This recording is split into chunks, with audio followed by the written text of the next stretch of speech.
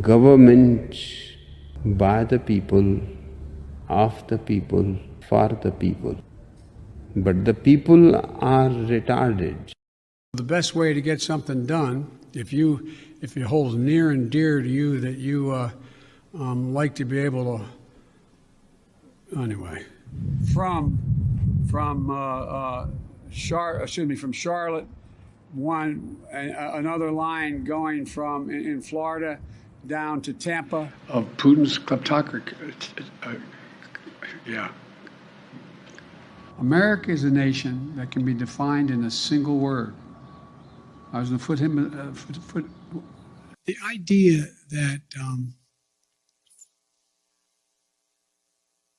Los Angeles and what am I doing here?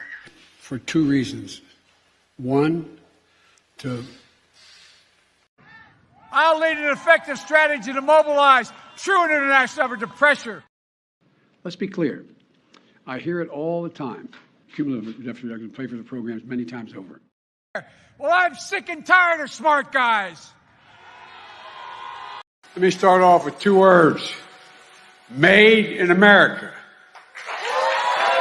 Made in America. Welcome back to another night of Shtick with Koolfrogg.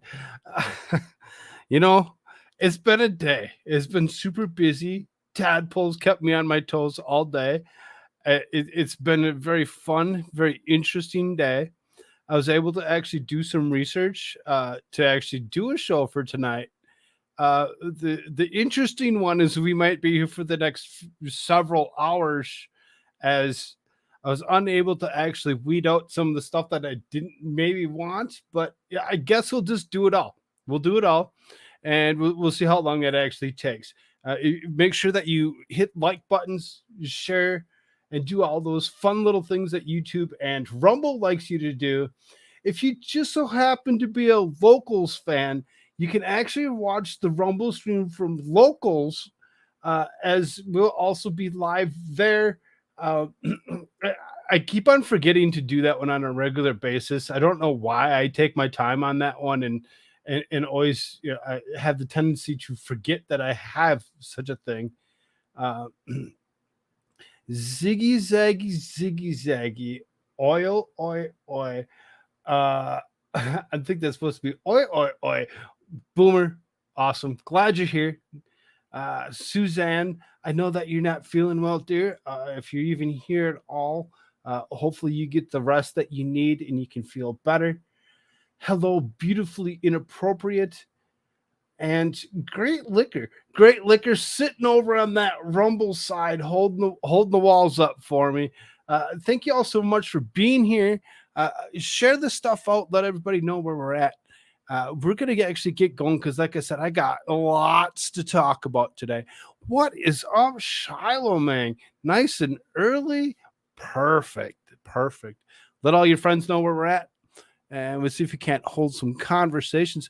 Suzanne says, great liquor. Hello. Awesome.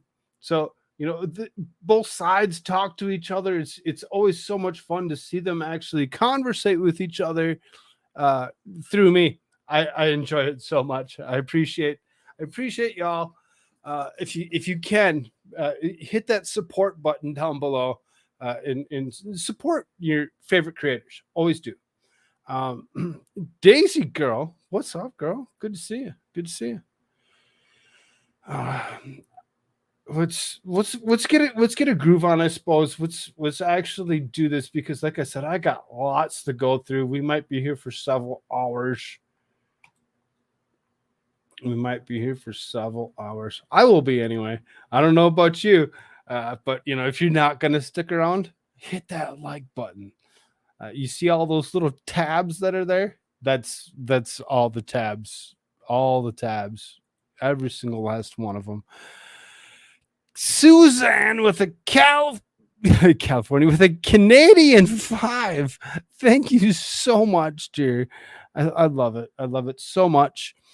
You know what the fun one is when the Canadians leave $5, you look at the other side, it actually breaks it down into United States currency for you. and it actually shows $4.21. Got a minute? That's always so much fun. I love it when it actually does that for me. What if I am going to stick around? Stick around.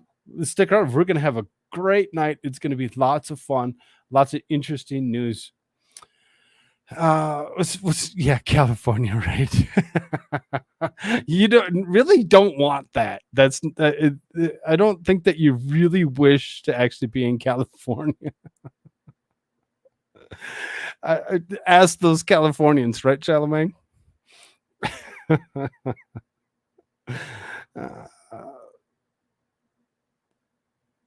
That's better than what you thought the exchange was. Yesterday it was $4.20, or yesterday it was $4.20, or the day before it was.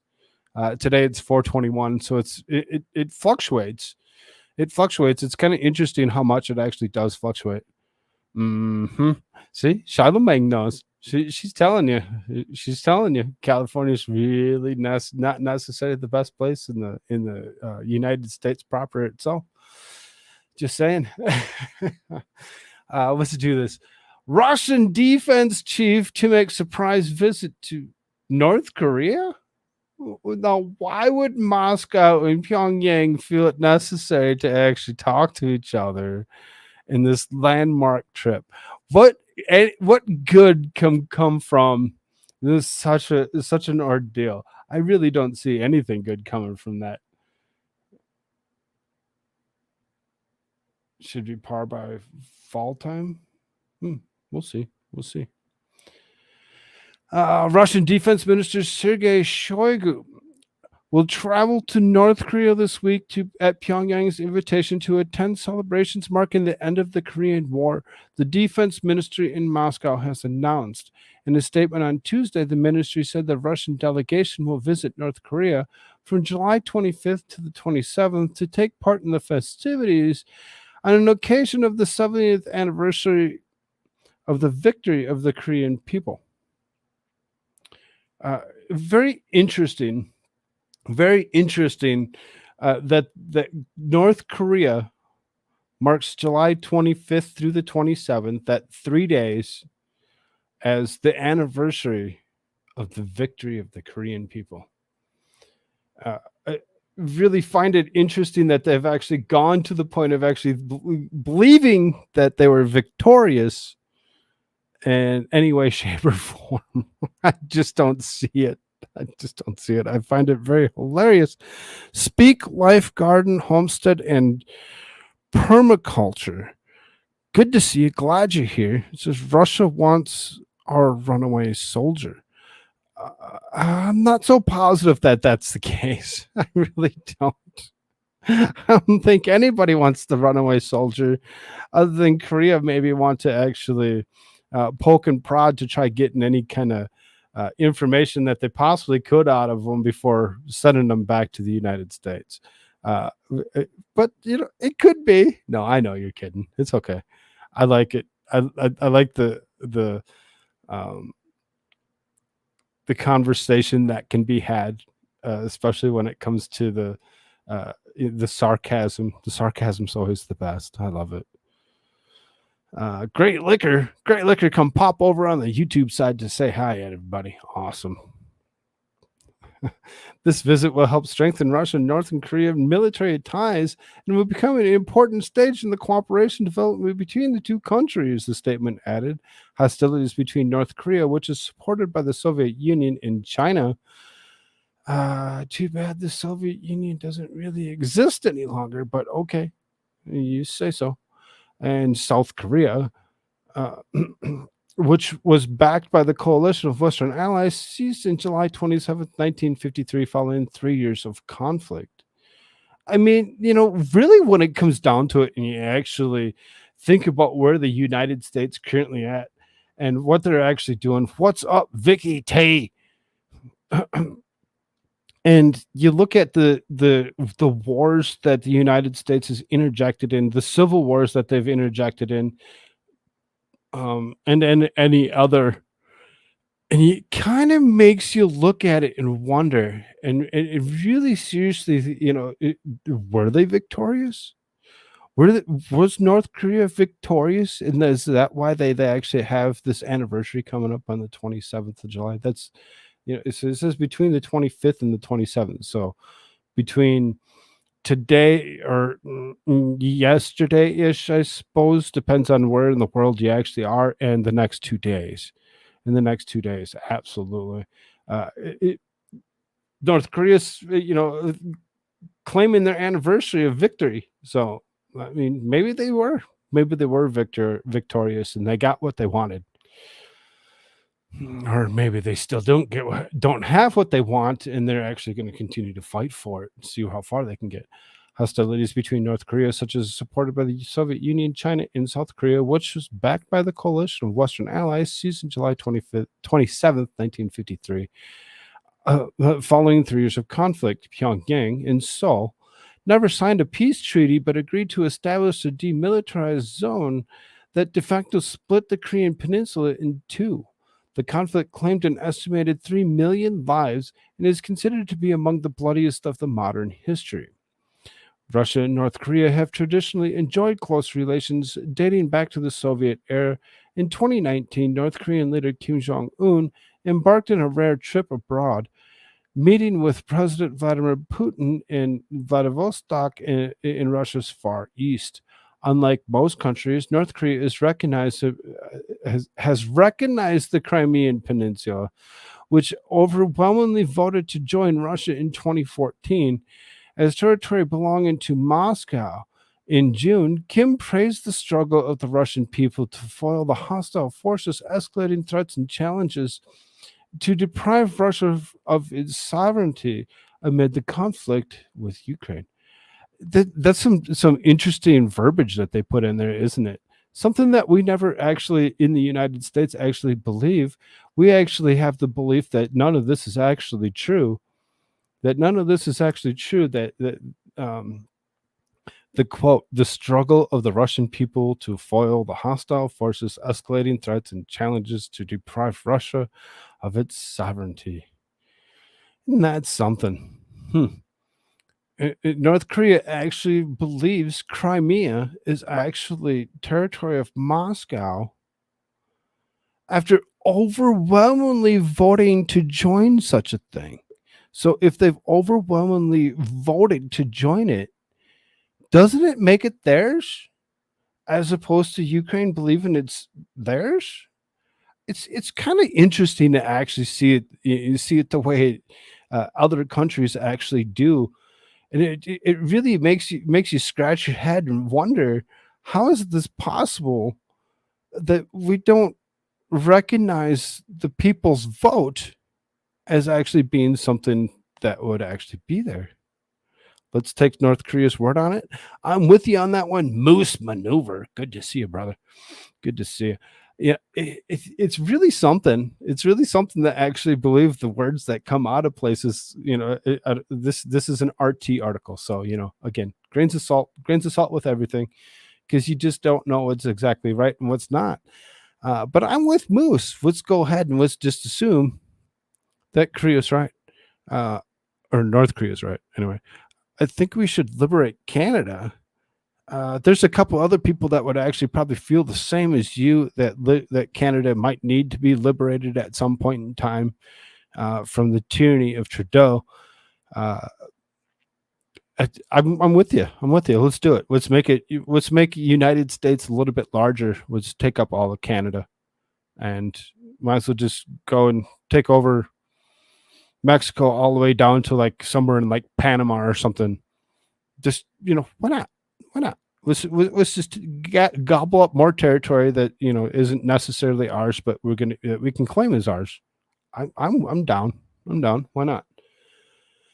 Boomer says free Canada. Yes, free Canada. Let's free him. Let's do it. I call it Canada or North Ohio. I've heard plenty of different names for Canada. Canuckistan, several others, out of respect for those that love Canada oh so much, right, Suzanne? We'll believe that it's just Canada. Just believe that it's just Canada. Please. She says, please liberate us. So good. So good. All right. Well, that was that. Let's see what else do I got here. Russia bans gender affirming care in ongoing crackdown on LGBTQ community. Around here we have the tendency to actually speak of this community as it is, and allow them to actually be as they wish, as long as they're an adult and they've already gone through puberty. Leave our children alone. There's no such thing for children. I don't believe so anyway. And Russia says no all through and through. They're like, nah. Russian President Vladimir Putin signed a new legislation Monday, which marked the final step of outlining gender-affirming procedures, a crippling blow to Russia's already embattled LGBTQ plus community. The bill, which is approved unanimously by both houses of parliament, bans any medical interventions aimed at changing the sex of a person, as well as changing one's gender to official documents and public records. The only exception will be medical intervention to treat congenital anomalies. Interesting. What up, Shizzy Wiznut? Good to see you. Good to see you. Captain, have fun. What's up, my man? Hi there. You look very wise. I speak Russian and can read their alphabet, Cyrillic. Grew up listening to Detzel Russian rap. That's fun. Awesome. That's pretty cool. Good to see you. Glad you're here. Hello, Audra Smithy. How are you doing? Good to see you. Good to see you. Hey, Rabbit. How you doing, dear? Awesome. Everybody's coming in here. I feel so humbled to have so many wonderful people come join me. You should all hit that like button for me as I move on through this very lengthy night that we'll be here for. The bill, which is approved unanimously by both houses. Oh, I read that one. It also annuls marriages in which one person has changed gender and bars transgender people from becoming the foster or adoptive parents. The ban is said to stem from the Kremlin's crusade to protect what is viewed as the country's traditional values. Lawmakers say the legislation is a safeguard Russia against the Western anti-family ideology, which some describing gender transitioning as pure Satanism. It's amazing. It's amazing what these countries actually, the different beliefs that each country really does have. And for us to actually look at such a thing as potential pure Satanism, and then actually look at the Western ideology as being anti-family, which is like totally opposite of what we're actually growing off of, that Christian Catholic family-based Western society no longer exists. It no longer exists. They're actually going along with it and saying, no, look, it doesn't exist. It doesn't exist. And we actually look at it as pure Satanism. And we don't want anything to do with that whatsoever. They're actually gone to the point where they actually banned it through and through and said you can't actually have or be able to obtain any children whatsoever because they don't want you to actually show your will and might against them either. They don't want it. They don't want it. The only ones that actually get any kind of intervention is those congenital anomalies, those that are born with both sets of parts, both male and female. So when it comes down to it, it's very interesting to believe that they've actually gone this far to actually say no. Just straight up say, no, we're not going to deal with it any longer. We don't want anything to do with that. Popping in to drop a like, everyone else should too. Thank you, Clumsy Clairvoyance, for jumping in here. Member for 6 months. Awesome. Awesome. You get a yellow star. Look at that. That's cool. That's cool. The whole Marxist agenda is to create chaos, destroy family units. Totally is. Totally is. I'm with you on that one, Boomer. Absolutely. without a doubt. Uh, so that's Russia for you. I think I got one more thing on Russia. I tried to stay away from the whole Ukraine thing today, but it really seriously, some of these articles that came up, I'm like, nah, this is totally something that needs to actually be spoke of so that we understand, stuff like this LGBTQ stuff or whatever. It's not really something that's really sought after. And for whatever reason, our very disturbed uh, president of Joe Biden thinks that we need to actually uh, go ahead and actually affirm that it's okay to actually do all this when it's really not, especially when you're a child. Especially when you're a child. Now, I'm not going to tell you you can't do what you want to do as an adult. That's on you. You want to do that? All right, sure, go for it. But don't you dare come after my children and tell my children that they need to actually treat you anything different. The fun one is, I got a 3-year-old running around the house. 3-year-old runs around the house and he sees a guy standing outside or around or whatever. We say hi to him. He says, "Oh, it's a dad." He sees a girl standing around. He says, "Oh, it's a mom." And that's something, the truth really seriously comes out of children so easily that they make it so difficult for us as adults to actually, be okay with whatever it is that you want to be. Frog, it is destroying the family and making them dependent upon the ruling party for everything. Yes, absolutely. Yeah, protect and cherish innocence. Absolutely, I'm totally with you on that one. Speak Life. Absolutely, without a doubt. And it's really kind of disturbing to actually see how far we've actually gone. To actually see somebody, a country like Russia that we're supposed to fear oh so much, is actually those that are actually uh, Catholic, conservative, and it's like, really. Really?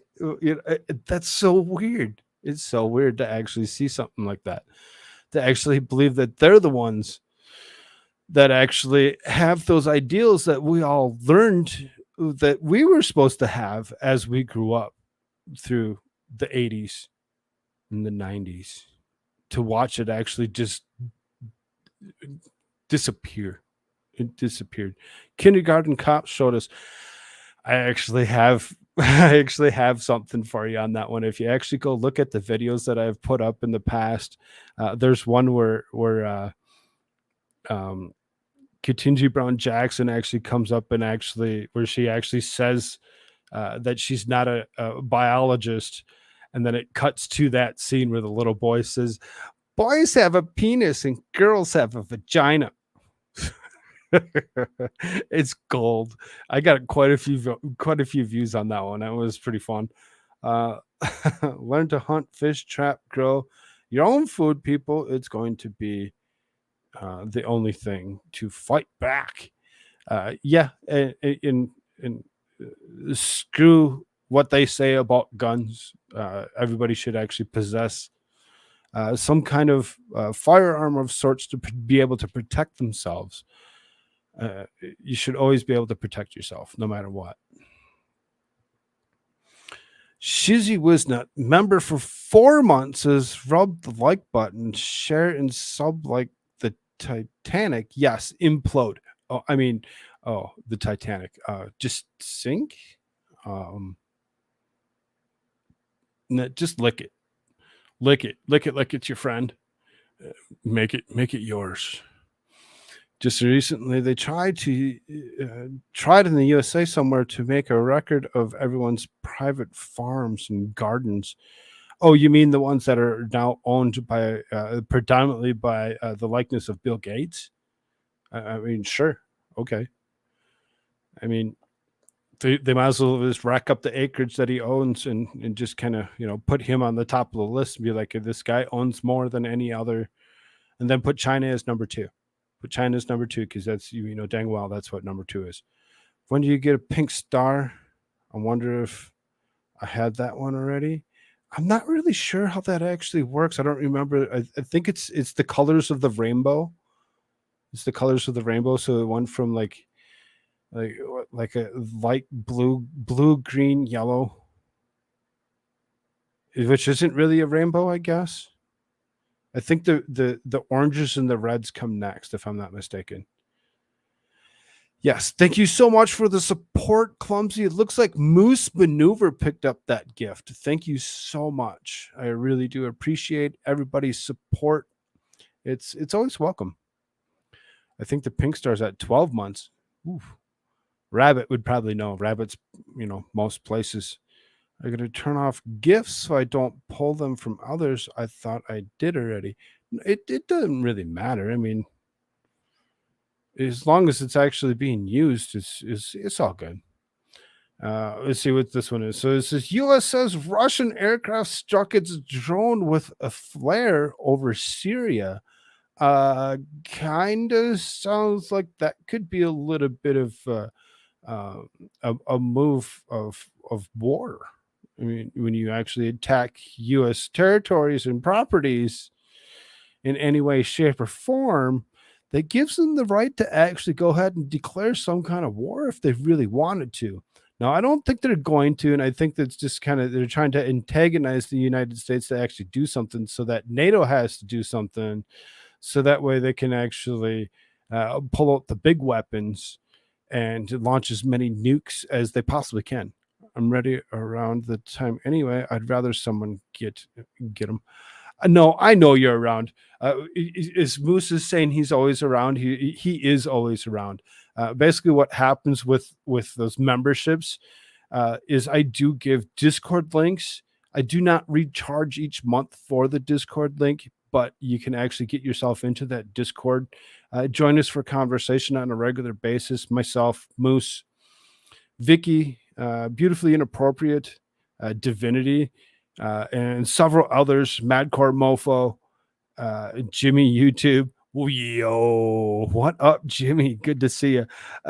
All these, they all like to join on a regular basis and sit in Discord. You can ask Moose how many times a week he falls asleep as he's watching videos in Discord. It's fun.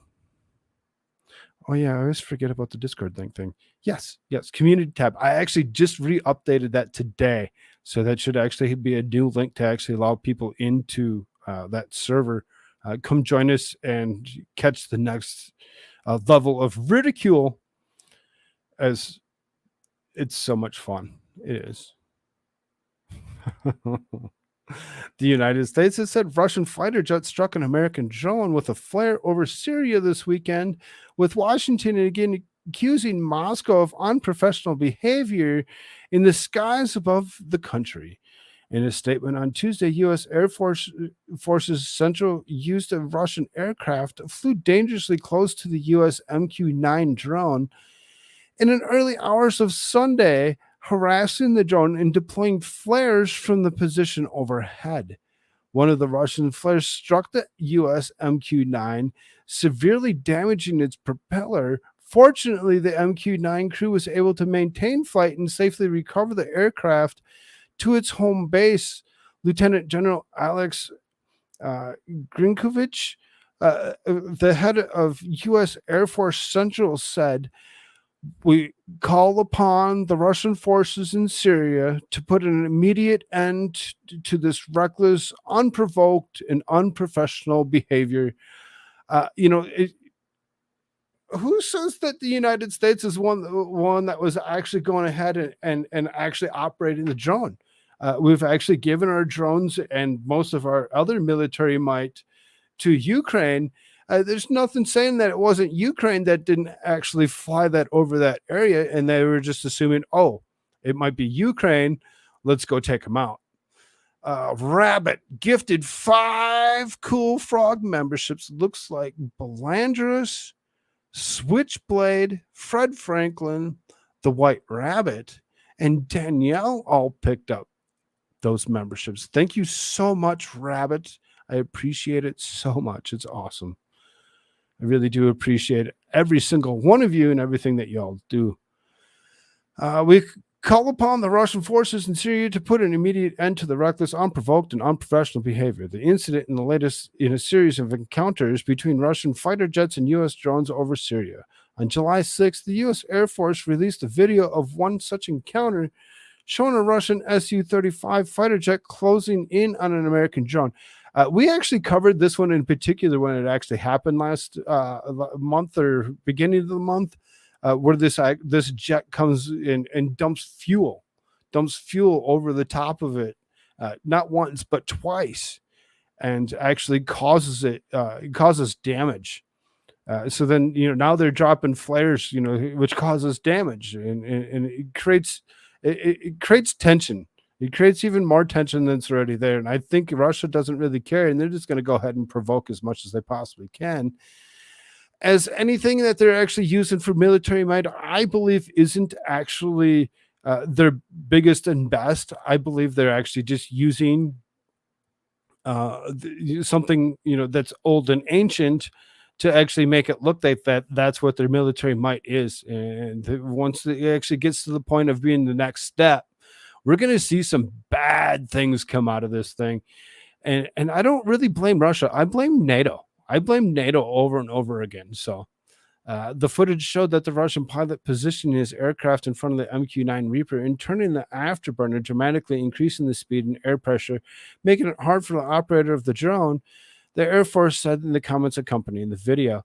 That particular drone, I believe that one actually went down into the sea, and they actually were racing to go get it. And it looked like Russian forces were attempting to actually gather our own military might to make it theirs. I don't know. I think it's time for Russia to end, not the people, just the government. CIA agent said that if they were to actually try to go to war with us, NATO and UN would have no problem with us owning Russia. I don't see it being that easy. But yes, World War III has already started, in my opinion. Moose Maneuver World War III is the end of the world, Captain.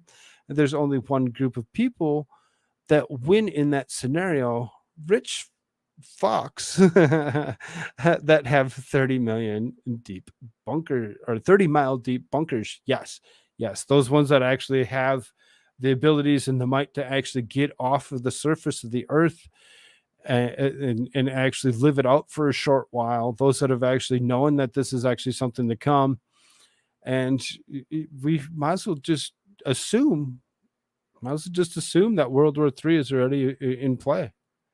I really do believe so. Vicky T. Oh, yes, Rabbit, you're always loved and missed. Absolutely. Over and over again. I like the new times so I can come visit. Miss y'all. It's awesome. I'm glad that you appreciate the new time zone. It used to do it at like 10 o'clock my time. It's now 9 o'clock. I've been here for about a half hour. I really, it's really shown, and I've actually had quite an influx of viewership show up after actually switching to this earlier time zone. So I think it's actually working the way it's intended. Like I said, I didn't want to do Ukraine, but there's one thing in particular that really caught my eye when I'm like, oh, really? Yeah, the United States will provide another $400 million in additional security assistance for Ukraine.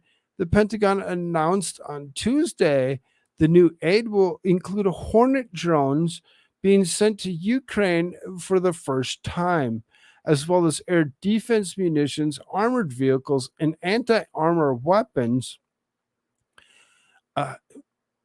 Okay, great. It's so awesome to actually believe that, the United States is just going to step up and be like, here you go, another $400 million worth of military might and security for you. Nothing to see here. Let's pull some more money out of our asses that we don't have, and we'll just charge the people of the United States because they're the ones that pay the taxes. Who was it in chat the other day that said they thought Elon is an antichrist? I don't know. Just thought that was interesting. I don't remember that. Bunker people don't actually win because their money will be worth nothing. Russia is now using tanks from the Korean War to fight in Ukraine. They're running out of conscripts opportunity. I don't believe I believe you that they're actually using their tanks from the Korean War. I believe that. But I don't believe that they're actually using everything that they actually have. I believe that they're actually sitting on a bunch, and they will actually use it later on to actually attack us, attack other places when, in if necessary. So obvious, this is a proxy war that is draining Russia. It's a proxy war that's draining everybody because we're not, as the United States, in any good shape at all. We're actually dumping, as you can see, another $400 million worth of additional security assistance is because like it's nothing. Like it's nothing. Oh, it's just a few pennies here and there. No big deal. No big deal. We got it.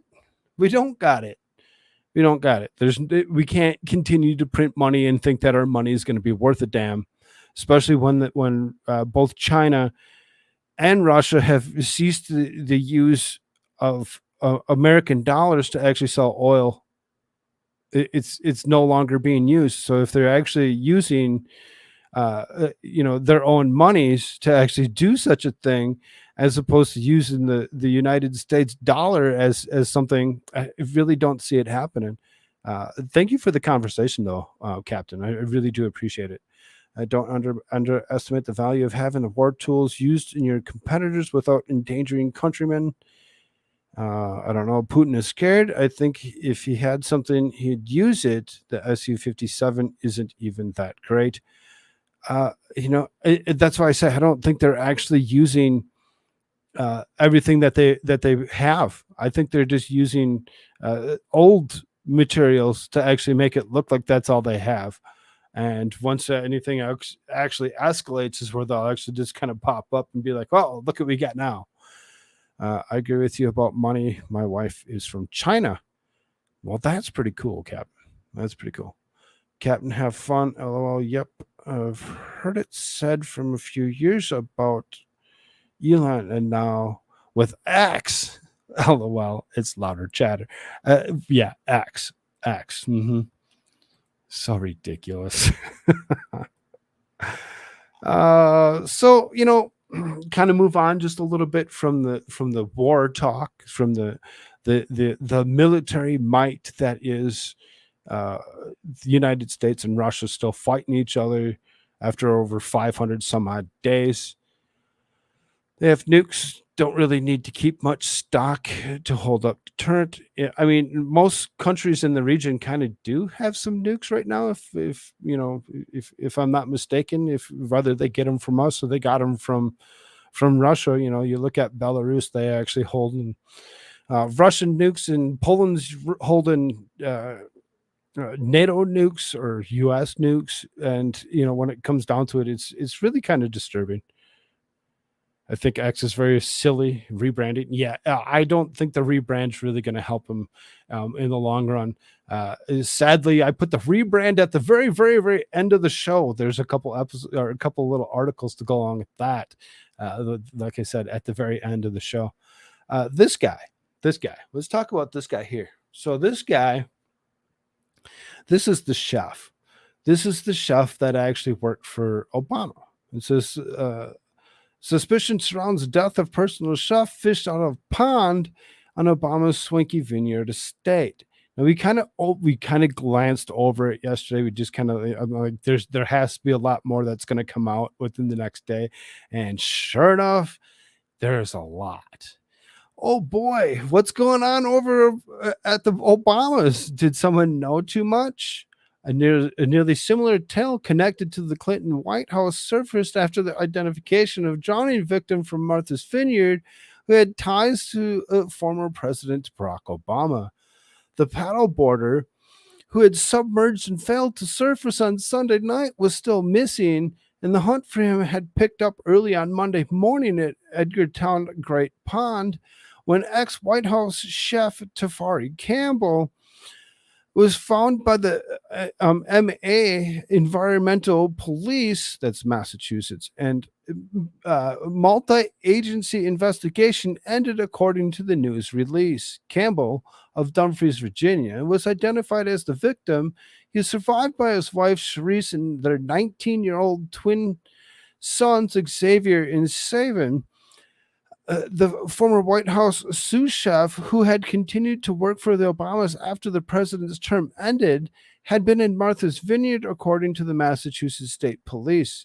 According to the information provided by CBS News, Campbell had previously worked for the White House as a chef after being employed during a tenure of former President George W. Bush. He was one of the few culinary staff members that stayed on during the change from the Bush administration to Obama's. Soon after his identification was confirmed, social media users started to make comparisons to the 2015 tragedy in which Walter Scheib, 61, a former executive chef of the White House, was found drowned after going on a hike in a New Mexico's Yerba Canyon. Scheib has previously worked for the White House as former President Bill Clinton, according to an article from USA Today at the time. So Clinton and Obama's chefs both drowned. Nothing odd there at all. No oddities whatsoever. All's good. All's good. Of course, you got plenty of people. So then here, who's this? End wokeness. Holy shit, that wasn't even the first time. Spitfire. So Clinton and Obama chefs both drowned. What are the odds? Amari King, Tafari Campbell, is a former White House chef who cooked for the Obama family. Walter Scheib was another former chef of the White House and cooked for the Clinton family. Both of these men drowned. If you're thinking of becoming a chef and you're going to get hired by the White House, you might want to actually go ahead and take some swimming lessons and maybe some deep water breathing exercises to see if you can actually last a little bit longer than the last few, just in case. Captain Half on exactly the body count will start rising in the whistleblowers and hunters business partners. Yes. Yeah, I'm waiting for that to exactly happen. Every former USSR nation had nukes. Of course they did. Reminds you of Clinton body count? Yep, it totally does. Was he in the water with others, or how do they know he went down and never resurfaced? Yes, there was another person that was in the vicinity when he actually did go down, supposedly into this 8 feet deep of water, this pond that they were on. It really wasn't that deep, but still deep enough for somebody to actually drown. When it comes down to it. After the first report described how the anonymous companion had reported the occurrence of the 911 dispatcher connected to multi-million-dollar mansion belonging to the Obamas, suspicions surrounding the Sunday night drowning only deepened. People magazine provided a few more details, including that the body was found in only about 8 feet of water, which isn't deep at all. I mean, the average height of a male is what, 5'8". I'm standing at 5'11", and when it comes down to it, 8 feet of water, this rock would sink for sure. I would not be able to make it out of that. I would probably end up succumbing to the same issue. The interesting one. So then there's Obama's estate. So this water source that's in and around the area is fairly large, but it says that it was a pond. It says it was a pond. So I don't know if they consider this a pond or if he was somewhere else. Did say that he was only about 100 feet offshore from the Obama estate. So it wasn't really all that far. Where he should have actually been able to swim his way back, as he was an avid swimmer. MSP Underwater Recovery Unit divers made a recovery after the victim's body was located in Massachusetts. Environmental police officer deployed side scan sonar from a boat. The department said it in a release, noting that the recovery was made approximately 100 feet from shore at a depth of about 8 feet. The search started at about 7:46 p.m. Eastern. On Sunday, when Martha's Vineyard police and fire agencies responded to a 911 call for a male paddleboarder who had gone into the water, appeared to briefly struggle to stay on the surface and then submerged and did not resurface. If you were the other person that was on the water that watched this actually happen and seen something going on, drowned, would actually just be, me, like I said, I don't really swim. I sink like a rock. So as far as that goes, if I was the other person, I would not have been able to actually attempt to, actually dive into the water to save them. But if I was on my own paddleboard, you damn right that I would make it to the area and leave that strap to my foot and try diving after this person to see if I couldn't actually pull them back to the surface, whether I saved them before they succumb to the water or not. It really kind of disturbing to believe that this actually happened. And it just so happens just to be another chef, no big deal. After the victim's identity was made public, a 2017 photo of him and his wife in Aruba with a caption. They actually removed that picture of them in Aruba on this particular article.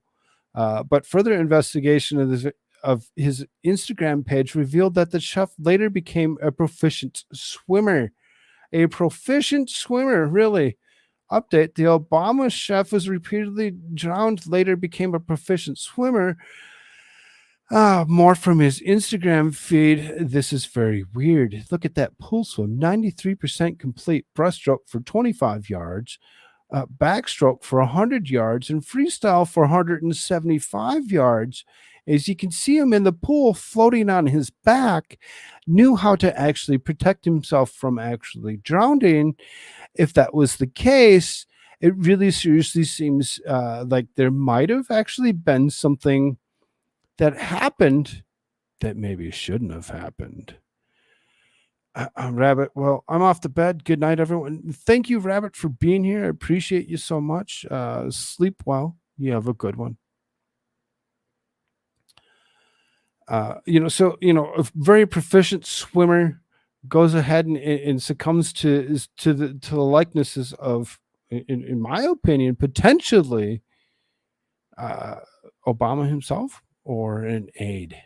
Obama's chef, who drowned while paddleboarding in 8 feet deep pond of Obama's home, was a decent swimmer. This is from his Instagram. Oh yeah, look at that. He's swimming. Floating on his back. Knows very well what he's doing when he's in water. Oh, look at that. He's swimming. A very good, proficient swimmer. Isn't that something? Oh, goes from a breaststroke to a backstroke, back to a really. It seems to me that there might have been something more to this.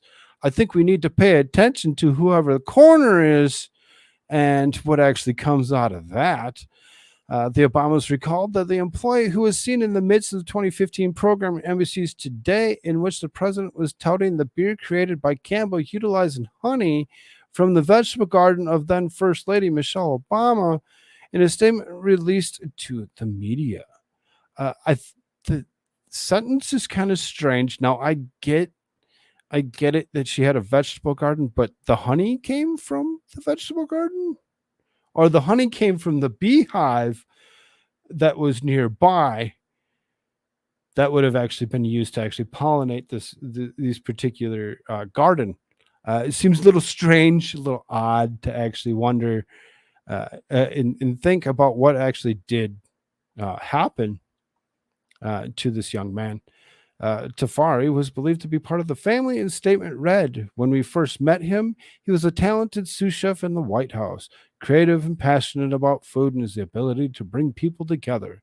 In the years that followed, we got to know him as a warm, fun, extraordinarily kind person who made all of our lives a little brighter.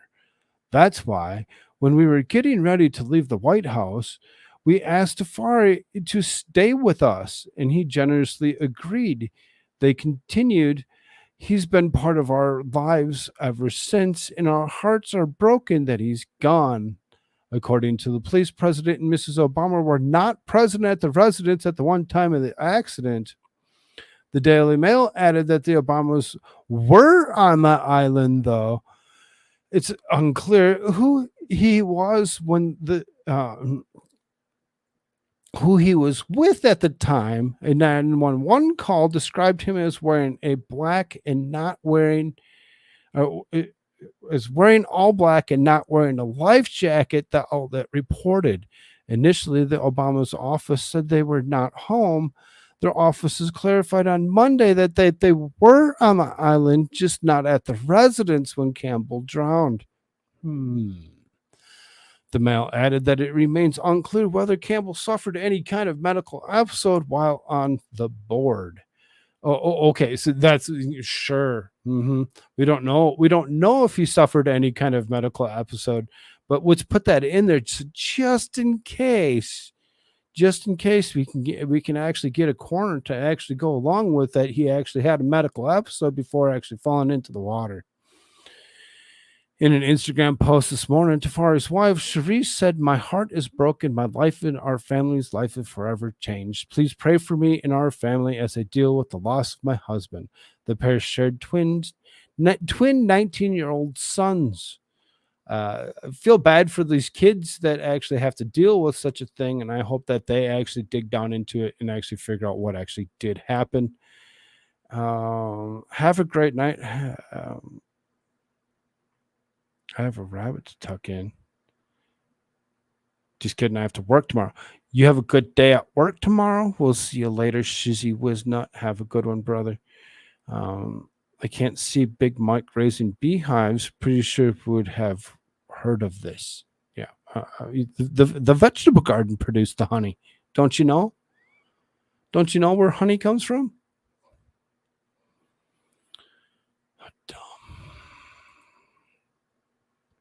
So, I pulled up several articles on this particular topic and subject or whatever. Oh, this was actually the same one as the last one.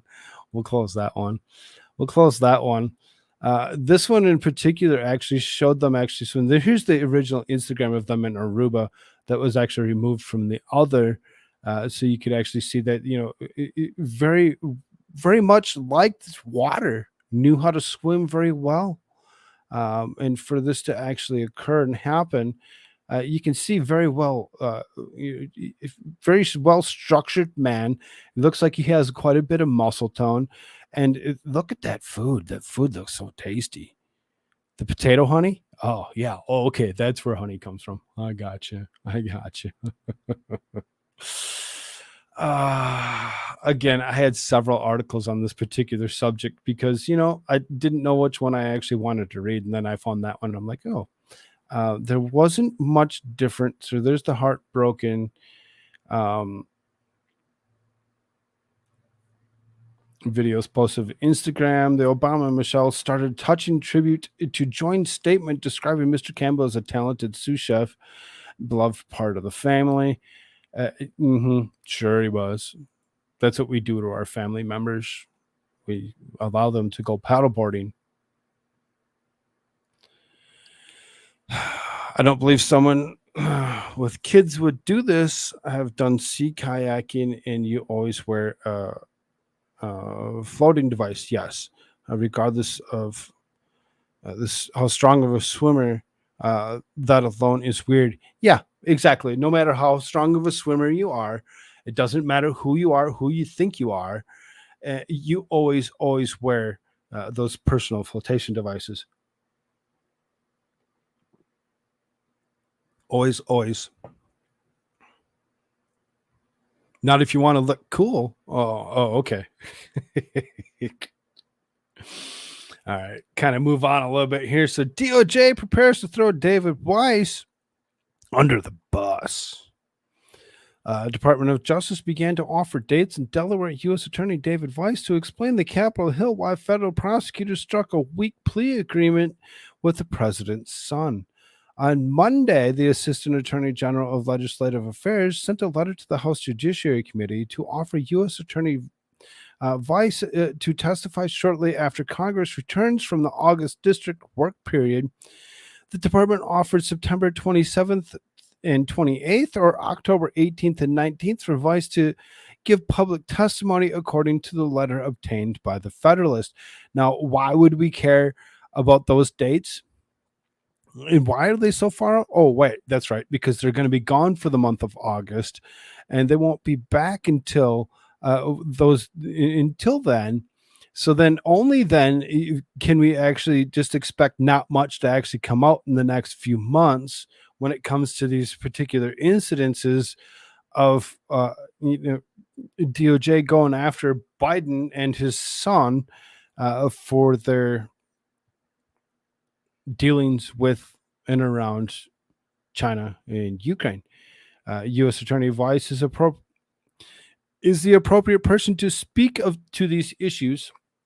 He is both the senior department official responsible for the investigation, as well as the person with direct knowledge of the facts necessary to respond to the assertions in which you have expressed interest. The letter said, indicating that the DOJ is preparing to throw Vice under the bus for the Biden protection racket. Lawmakers received the letter on the same day of the House Oversight Committee finalized plans to hear from former Hunter Biden business partner Devin Archer, who will give testimony on Monday next week. Devin Archer, this is Hunter Biden's business and best friend that he's had for the longest time. Just so happens to be, wanting to potentially unalive himself, as he doesn't really care about himself. He cares about the people of the United States and letting us know the truth. Midnight Toker, good to see you. Good to see you.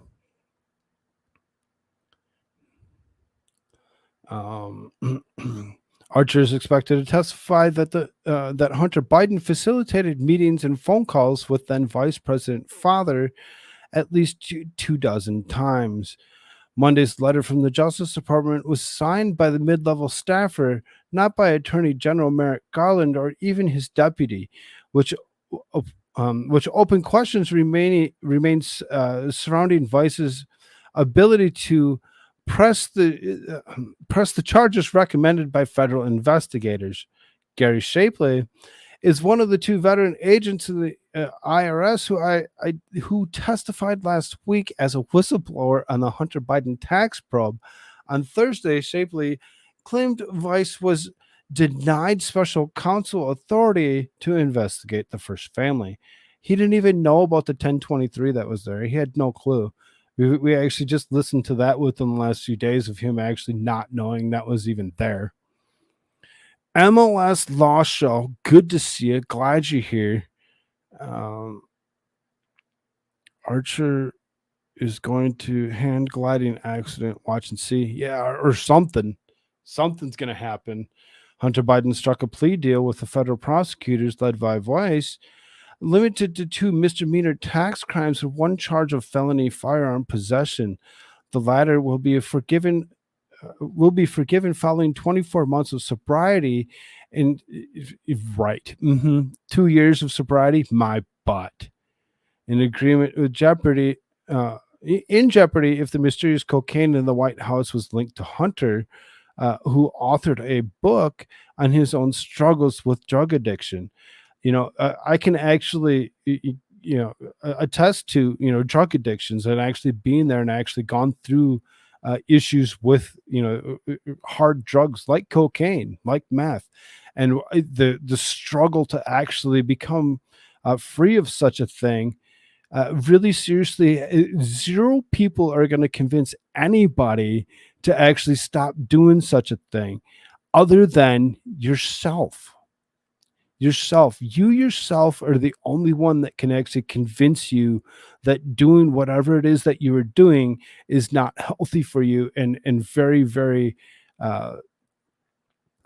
dangerous, as it could potentially lead to death if used improperly. So when it comes down to it, I hope that he's actually doing well and he's actually been free of these evils that he was actually addicted to, but at the same time, seen that there just so happened to be a small baggie of the white stuff that just so happened to be found in the White House for whatever reason.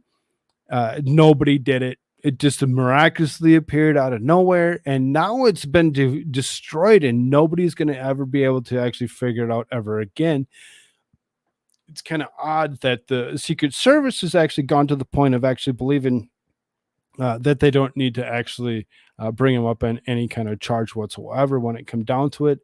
I believe that it had to have been Hunter's. I really do. Robert Hunter Biden the first. It's very, very interesting that we all call him Hunter. We all call him Hunter, but his real name is Robert. His real name's Robert. The interesting one on that is when you actually look at who he is and what he's about, and you actually look and you see Robert Biden Jr. or the second is actually just so happens to be a nephew and not his own son. I don't know how that works, but okay, you say so. I still think that the special counsel is necessary for this investigation. As Ziegler said before, the federal judge has signed off on the plea agreement. Both made clear that significant felony charges were left off the table in violation of the department policy. Whistleblowers also said federal tax investigators were left in the dark after evidence of a $10 million bribery scheme between the president and his son of Ukrainian businessman. House Judiciary Committee Chairman Jim Jordan, Republican out of Ohio, has called on Garland to allow nearly a dozen DOJ officials to testify about the whistleblowing allegations last week. The Department of Justice said Monday, however, that Weiss himself could address the specific allegations of widespread interference made by the pair of IRS whistleblowers in their bombshell testimony. The department believes that it is strongly in the public interest of the American people and for Congress to hear directly from U.S. Attorney Weiss on these assertions and questions about his authority to the public hearing. I don't really care about what Weiss has to say. You know who I want to hear from? Hunter Biden himself. Go ahead and get freaking drilled, dude. Go ahead and let's ask you the questions. Let's see how far you get. Just let's stop fucking around and actually just let's go find out. Let's go find out. Only the addicted to alcohol will stop when they get sick and tired of being sick and tired. Exactly. And it works the same way for the coke and the meth as well. It works exactly the same way. As a slight alcohol, I'd say I've never lied or stolen. Yeah, it's amazing how far this guy has actually gone to actually make us believe that everything is just a-okay. Everything is just a-okay. When it comes down to it. I hit the wrong button. Let's bring that screen back up. Joe Biden allegedly interacted with son's clients more than 200 times. He said that he never worked with them. Oops. Biden vehemently denied ever talking to the businessman and the son. President Joe Biden vehemently denied ever talking to the businessman and his son or with anyone else in the run-up to the 2020 election. In fact, Biden even fat-shamed an Iowa voter who approached the subject during the Democratic primaries and the debate stage with Donald Trump and the former vice president peddled conspiracies of Russian interference with emails from Hunter Biden's laptop revealed otherwise. On Sunday night, the New York Post reported on anticipated testimony from Hunter Biden's former business partner, Devin Archer. The 48-year-old who went golfing with the Bidens in 2014 is expected to tell the House Oversight Committee how Hunter Biden put his father in contact with foreign businessmen and potential investors at least 24 times, according to the Post. I can't wait. I can't wait for this to actually happen. Let's go. Let's talk to you. Let's find out exactly what you actually know, how far this will go. and let's watch the Democrats reel and just scream and spit their bullshit when they actually go and they question them. Because they're going to do the same thing that they did with the last couple people that were questioned. They're going to do exactly that. Because when I watched it when they actually questioned both Vice and Shapley, that was very interesting and very awesome to see. But Democrats, as opposed to actually asking questions of any sort, went ahead and actually spit their own bullshit and lies about Donald Trump. Hey, Rose, good to see you, dear.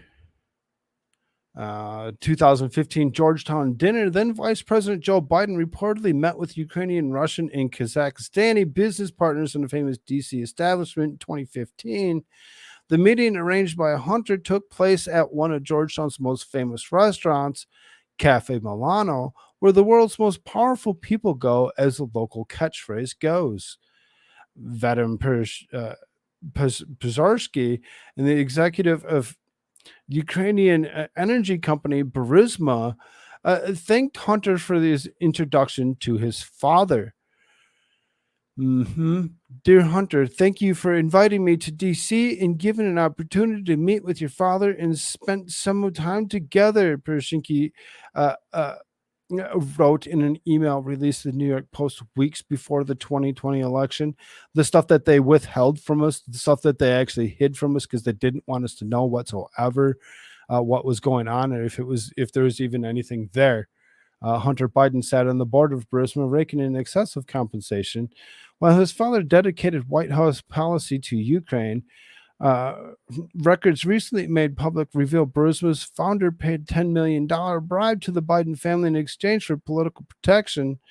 Others on the guest list in the 2015 dinner included Mark Holzman, who was the chairman of Kazakhstan's largest bank at the time, Russian billionaire Yelena Buturina, and her husband, and former corrupted mayor Yuri Lushkov of Moscow, who is now deceased. A total of 14 were invited, with several left unnamed. It's unclear if everyone on Hunter's list attended, the New York Post Miranda Devine reported. West Wing visits. Visitor logs show Hunter Biden's business associates visited the White House at least 80 times while Joe Biden was vice president, according to the Fox News. One such visit included a pair of Mexican businessmen who visited the West Wing in February 26, 2014, and were later photographed in the press briefing room with Vice President and his son. Another meeting with the Vice President at the time included two Chinese businessmen connected to a firm that Hunter Biden was invested in. In 2011, Vice President Biden met with three of Hunter's associates, including one foreign national, at the White House, according to the emails published by Fox News in May. Naval Observatory. Hunter Biden's diary shows more than 100 events of Vice President's residence while living in a naval observatory, according to the New York Post. Photographs from the same day as one meeting in the calendar of November 19, 2015, feature Mexican billionaires Carlos Slim and Miguel Alman Velasco. Hunter Biden spent years leveraging White House perks to pursue business deals with Slim. Velasco was one of the two businessmen who were pictured in the White House press briefing room with the Bidens in the previous year. The photos from the vice president's living room at the Naval Observatory also featured Velasco's son, Miguel Ailman Magnani, the founder of a budget airline Interjet, and Jeff Cooper, who is described by the Post as a longtime Biden family benefactor. Hunter Biden and his wife Kathleen stayed at Magnani's mansion in March of 2015. The story keeps evolving and turning into more and more when it comes down to it. And their time's about ready to come. And somebody's going to have something to say, something to do with this particular situation. And they're going to tell the truth, and people are actually going to finally wake up to the situation of what actually did happen and where it's going to go next. It's really disturbing and gross to actually believe that Hunter Biden is able to continuously get away with whatever it is that he wishes to get away with. I'm really sick of this situation. I don't want to actually talk about it anymore, but at the same time, there's nothing that we can do but talk about it. Over and over again, we're going to continuously have to talk about it. Because why? Because they're not going to stop. Report: Hunter Biden art buyer is a Democrat mega donor who received prestigious appointment from the president.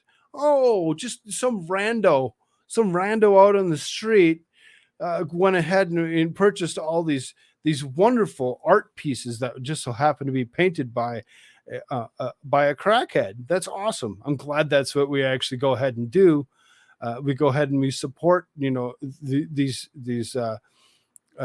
crackheads for what they are, and just give them millions of dollars for painting trash.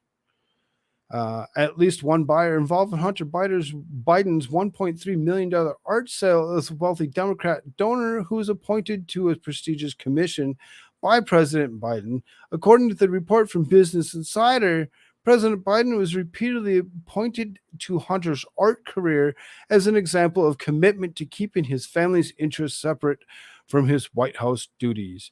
In 2021, a New York art gallery displayed the first son's art with asking prices as high as $500,000. The White House stated that Hunter's team had carefully vetted the buyers whose identities were only known to the gallery and not to Hunter Biden himself. Sure.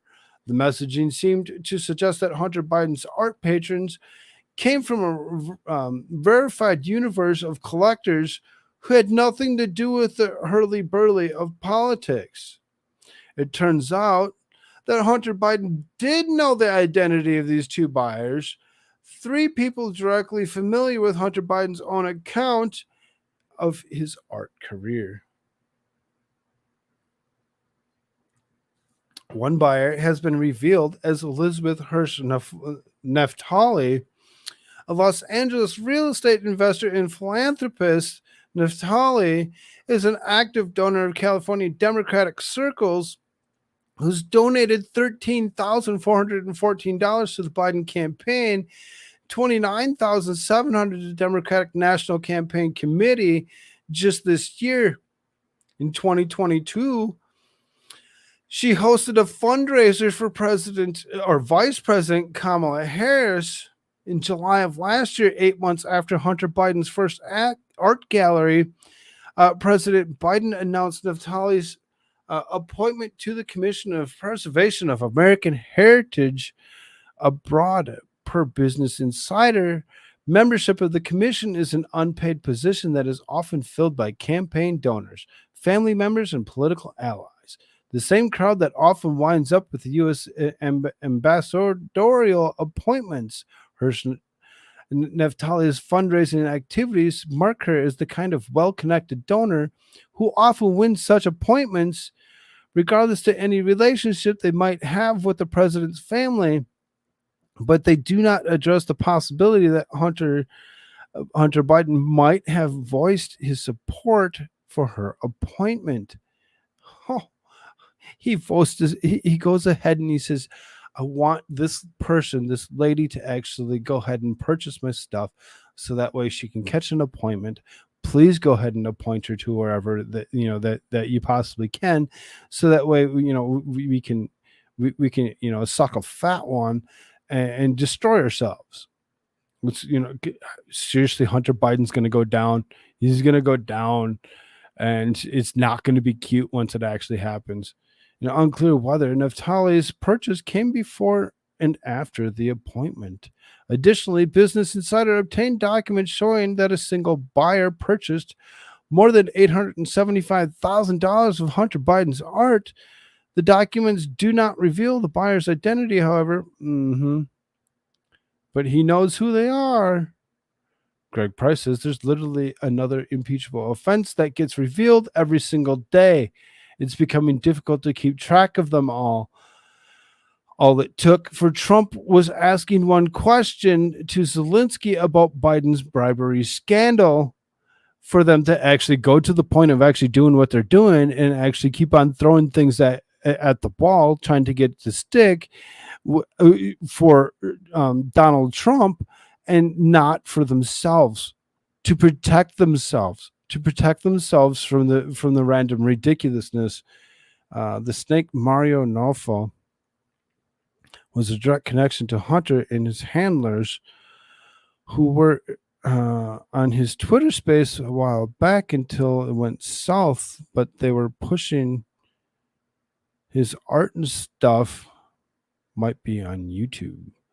That's an interesting thought. That's very fun. Mario. Do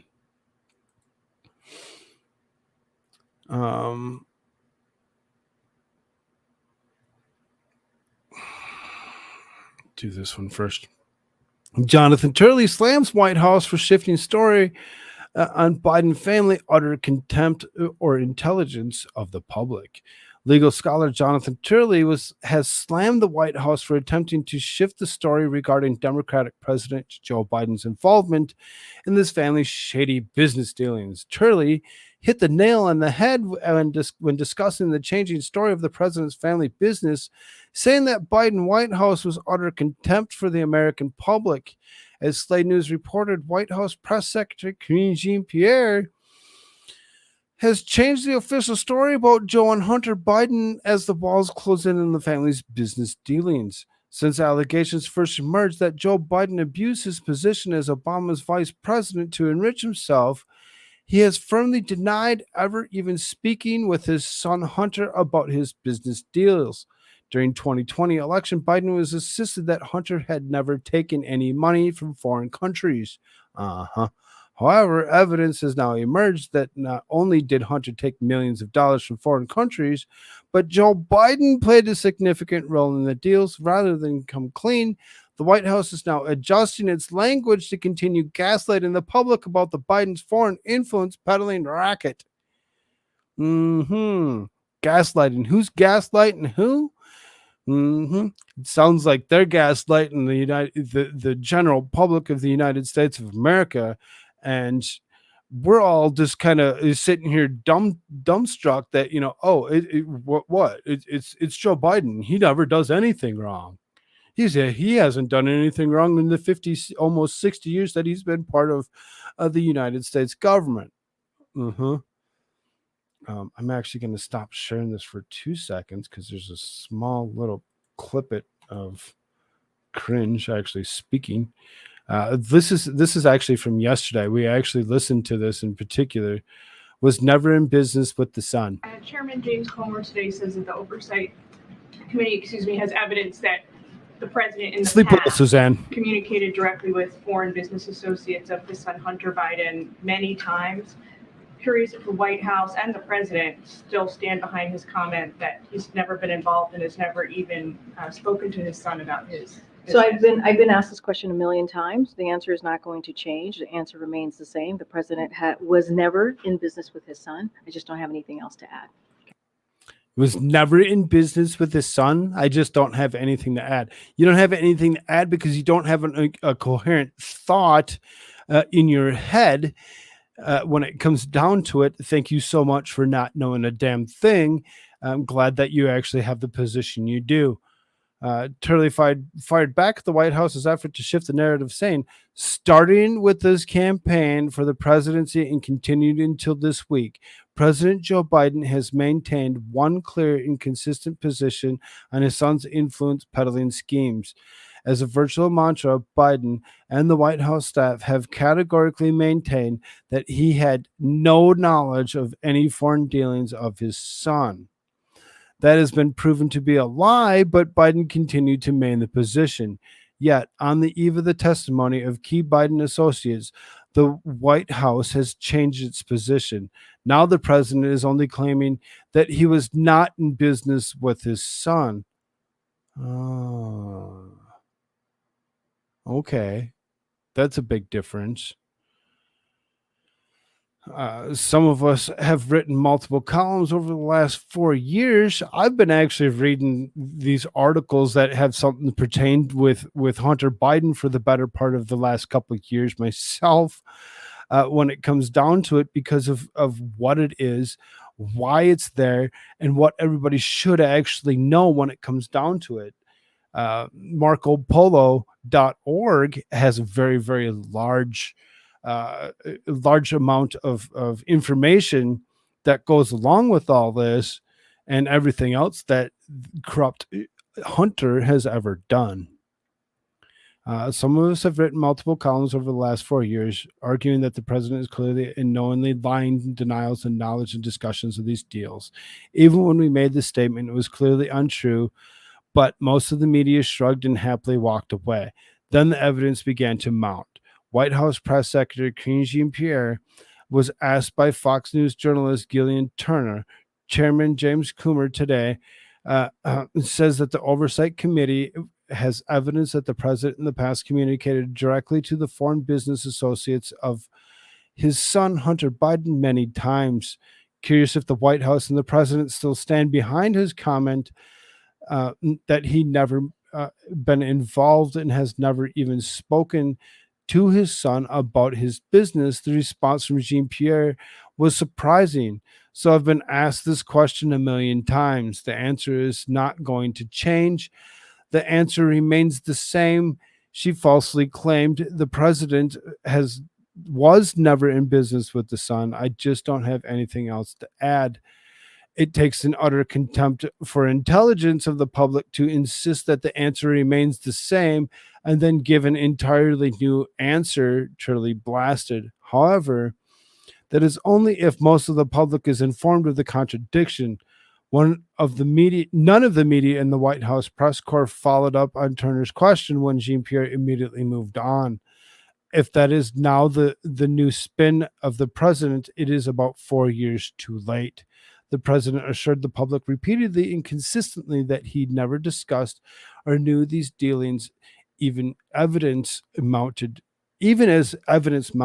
in contradiction.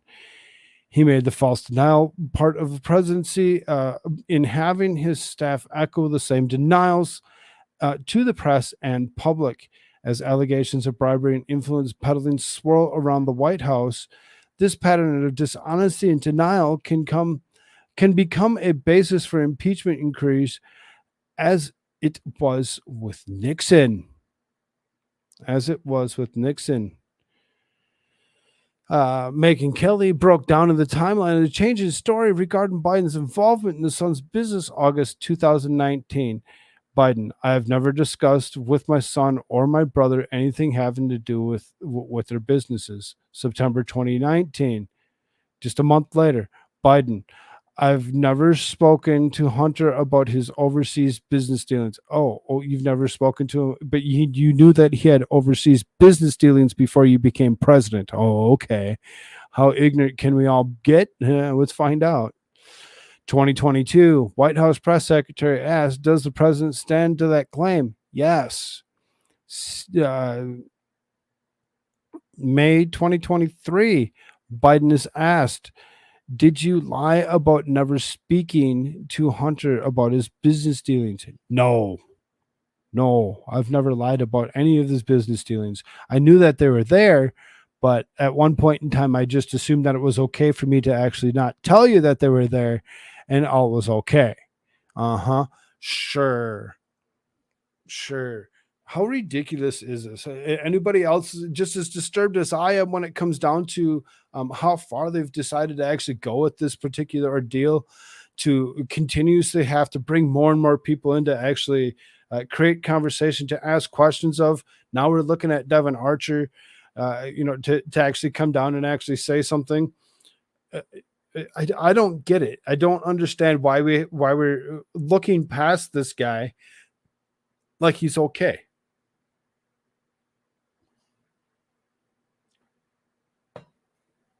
Robert isn't good in classic sense.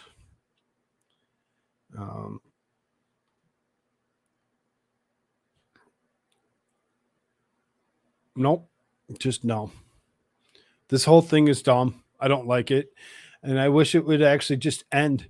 I wish it would end. I wish it would end with us actually knowing exactly what actually is going on, and just let it actually clear itself.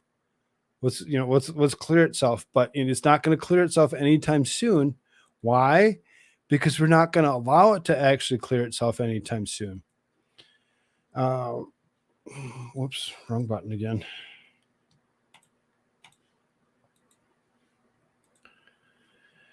Uh, so then, Joe Biden, the gaff machine in himself. I actually took this clip and actually forgot to actually upload it into StreamYard to make it an easy clip to actually use. But I do have it, and eventually it will be there so that way I can use it. It's very freaking hilarious. It says Joe Biden on Tuesday signed a proclamation to establish Emmett Till and Mamie Till Mobley's National Monument in Illinois. In Mississippi, Biden delivered remarks in the White House, and his speech was full of lies. Joe Biden's absurdly boasted about his time as a public defender. It was a lesson I learned coming out of not like real leaders of the civil rights movement, but when I came out of the civil rights movement as a kid, as a public defender, as a public defender.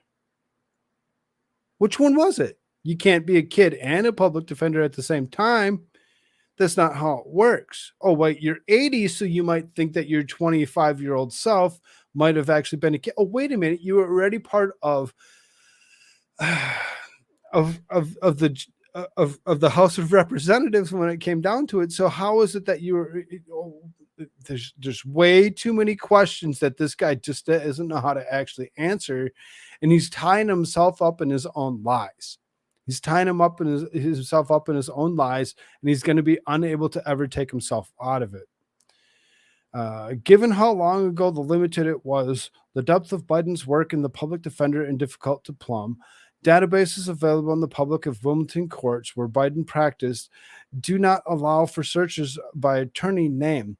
Newspaper archives show several stories, including the case of the stolen cow, that identified Biden as a public defender between June and July of 1969.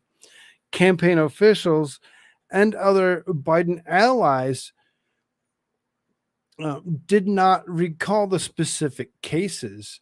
Biden never practiced in the civil rights movement. He was friends with segregationists and gave a eulogy for former KKK Grand Wizard Robert Byrd.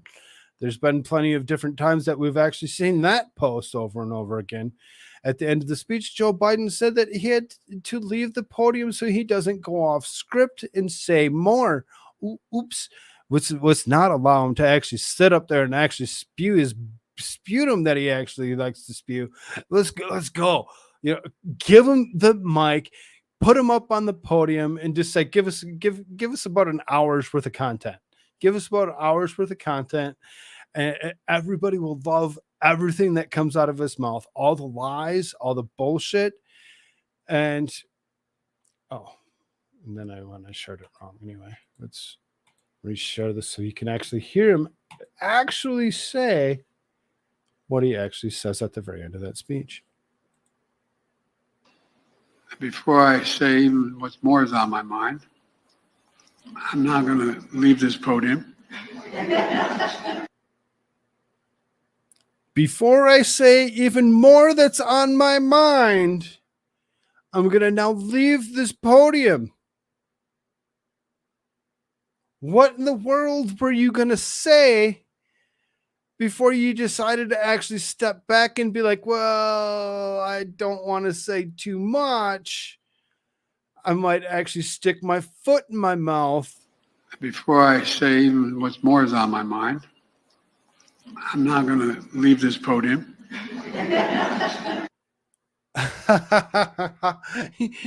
You're so funny. Dude, are you kidding me right now? You actually go to the point of actually saying such an ignorant thing of, well, before I say something that I shouldn't, let me go and walk away from you because I might just say just that. So ridiculous. So ridiculous. I know we're going to talk about Joe Biden here for a bit.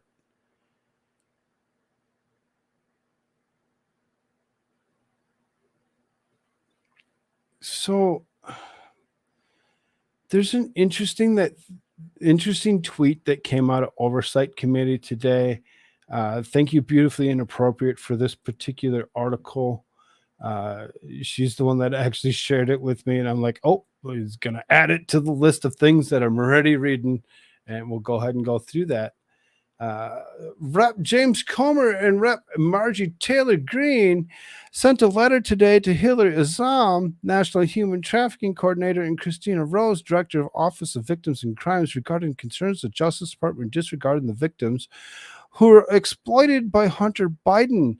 There's an extra word in there, as you can actually see. Congressional testimony indicates that Hunter Biden paid sex workers, victims, and used such payments as tax expenses for one or more of his companies. These testimonies also indicated that DOJ was investigating Hunter Biden for Mann Act violations. There must be equal justice under the law, even if your last name is Biden. Yes, equal justice for all. I'm sick of us actually just looking at it and being like, well, it's a Biden, so we don't really care. It's fine. This is a slight 4-page thing here, so we're going to see if we can't push through this pretty quick. I wonder they tried to brush that human trafficking movie under the rug. Yep, Sound of Freedom. That's the one. That's the one that they actually just they're like, oh, let's wipe all of our servers of anything that had anything to do with that particular issue ever. Let's go ahead and tank the show. Let's make it sound like it's the other side that's pushing propaganda and lying to you that nothing like that ever happened before, ever. But then again, over the last few days, we've actually had several articles of different people that have actually come up with charges for doing just that, human trafficking. Department of Justice should uphold the rights of any victim who is sexually exploited by Robert Hunter Biden, pursuant to the Justice Manual. If the prosecution is concluded pursuant to the plea agreement, the defendant should be required to plead to a charge or charges that ordinarily include the most serious, readily provable offense. DOJ appears to have ignored its own policies by only charging Hunter Biden with 2 misdemeanor tax charges. But more disturbing, the committee is concerned DOJ disregarded the victims who were exploited by Hunter Biden. Specifically, congressional testimony indicates that Hunter Biden paid prostitutes, victims, and used such payments and tax expenses for one of his companies. These testimonies indicated DOJ is investigating Hunter Biden for the Mann Act violations. We seek to analyze legislation that penalizes federal prosecutors who do not uphold victims' rights, regardless of the defendant's last name or political affiliation, and ensures that funds designated for victim-related programs are used appropriately by DOJ. As the National Human Trafficking Coordinator and Director of Office for Victims and Crimes DOJ, you bear responsibility to ensure victims, including the woman Hunter Biden allegedly exploited, receive their statutory rights. On June 20th, 2023, the United States Attorney's Office in District of Delaware filed 2 separate informations against Hunter Biden. The first information charged Hunter Biden with 2 misdemeanors for willful failure to pay federal income tax under 26 U.S.C. 7203. The second information charged Hunter Biden with a felony firearm offense in violation 18 U.S.C. 922. U.S. Attorney Weiss submitted a cover letter dated June 20th, 2023, the clerk's office asserting DOJ and Hunter Biden executed copies of the memorandum of plea agreement related to the tax information. On June 22nd, 2023, the House and Ways Committee made transcripts publicly available related to the interview of two IRS whistleblowers who were investigating Hunter Biden's criminal conduct. During the interview, the IRS special agent explained how Hunter Biden used payments to prostitutions and deductions through the professional cooperation. I started this investigation in November of 2018 after reviewing bank reports related to another case. I was working on social media company. These bank reports identified Hunter Biden as paying prostitutes related to the potential prostitution ring. I discussed with Mark Daly, DOJ tax attorney, that interviews we had planned for the end of the month should be a priority as they relate to the former employee, previous business partners, and some 2018 expenditures. I will have these subpoenas for those interviews in California to the pros team by next week so we don't have the issue again. And so again, end of the month, I request to the prosecutions that subpoenas go out. I request documents, requests go out and travel. And Mark Daly, DOJ tax attorney, says in an email to me in September 20th, and these were documents requested relating to prostitution that Hunter was paying. So standard practice is for any transaction you have to go out, and a lot of our jobs is hitting the pavement, going out and talking to people. There was a lot of different investigative steps that we took, that even going and on in talking to prostitutes, we found multiple people that had called his employees that were also prostitutes, and that we would have been clean. He would have them clean his hotel room, or there were a lot of these interviews that we ended up going and doing and talking to people that were so worth it, even though someone might. We are always being told by prosecutors, you guys are wasting your time going and doing that. It's not worth it. And literally, I would surprise them every time and find everyone. According to the special agent, some of the prostitutes' payments were used as business expenses in 2018 tax year, the same year charged with count 2 of the tax information. Counsel, during the discussion of the 2018 tax year, you mentioned that Hunter Biden was making business expenses to prostitutes. Special agents, yes, in some circumstances.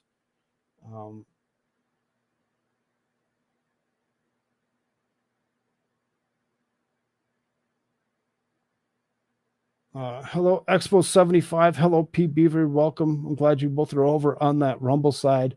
There's quite a lengthy amount of stuff that come out of Expo 75.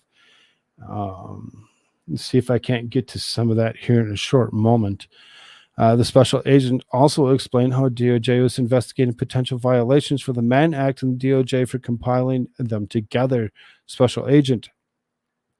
There were expenditures for one of, he called his West Coast assistant, but we knew her also as the prostitution world is believed to be the prostitution to be in the prostitution world, and he deducted expenses related to her. She relates to the sex club issue. And then there were, I know that my counsel brought this up earlier, there were some flying people across state lines paying for the travel, paying for their hotels. They were what we call Mann Act violations, counsel. And were those Mann Act violations referred to the Justice Department special agent? I know that they were compiling them together. I don't know what they ended up doing with them. I know there is an effort at some point to compile them, but I don't know what ultimately happened to them.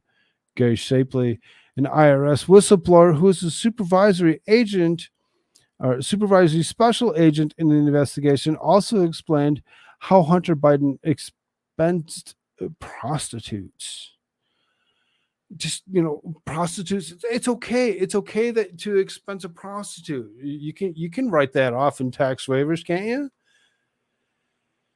There were multiple examples of prostitutes in the order to basically that we all have communications between that where you would pay for these prostitutes, would book them a flight where even the flight ticket showed their name. Based on the testimony, it appears Hunter Biden concealed illegal payments to prostitutes victims by claiming business expenses through one of these companies. Put simply, Hunter Biden's criminal conduct harmed these women, and such harm appears to involve the 2018 tax charge in which he is now pleading guilty. There you go. He pled guilty to part of it. So, when it comes down to it, because he pled guilty to part of it, that he actually did the tax evasion and he didn't pay what he was actually supposed to pay. When it comes down to it, if you actually wrote something off that you weren't able to actually write off, they have the abilities to actually look at that and actually go after your dumbass for the shit that you've actually done. Go ahead. Thank you for being a prostitute lover, Hunter Biden. I'm so glad that the United States was able to pay for that for you. Counsel, what do you think happened between 2014 and 2018? You told us that you had utilized the Eric Sherwin follow to try get his taxes in order to pay his taxes, but we get to 2018 and he's trying to expense prostitutes and whatnot. SSA Shapley, yeah, and counsel, and for purposes of tax returns, he's expensing them for what business? To Owasco PC, I believe. Several issues are clear that the IRS agent's testimony. One, the prosecution team identified and interviewed women to whom Hunter Biden paid to have sex and may have facilitated their travel in interstate commerce to commit the illegal act, potentially in violation of the Mann Act. Hunter Biden allegedly used payments to prostitutes as tax expenses in 2018, which appears to be related to count 2 of the tax information. Hunter Biden allegedly used the professional cooperation associated with the law firm Owasco PC to conceal such payments. DOJ compiled a list of these women and agents, identified many of them of victims. 5, Hunter Biden is being charged with tax crimes related to 2017-2018 filings, which should include conduct related to expenses payments to prostitutes. The Crime Victims' Rights Act and DOJ policies protecting victims. The CVRA defines the crime victim as a person directly or approximately harmed as a result of the commission of a federal offense or an offense of the District of Columbia. The committee is concerned DOJ will not afford the victims their statutory rights. This is despite the statements of Attorney General Merrick Garland on February 13, 2023, when he stated the horrors of human trafficking are well known to this group. At the Justice Department, we are committed to combating this heinous crime from every angle. This includes vindicating the rights of victims and survivors. Attorney General Garland has also boasted that about the amount of money the Office for Victims of Crime disbursed to victims related to human trafficking.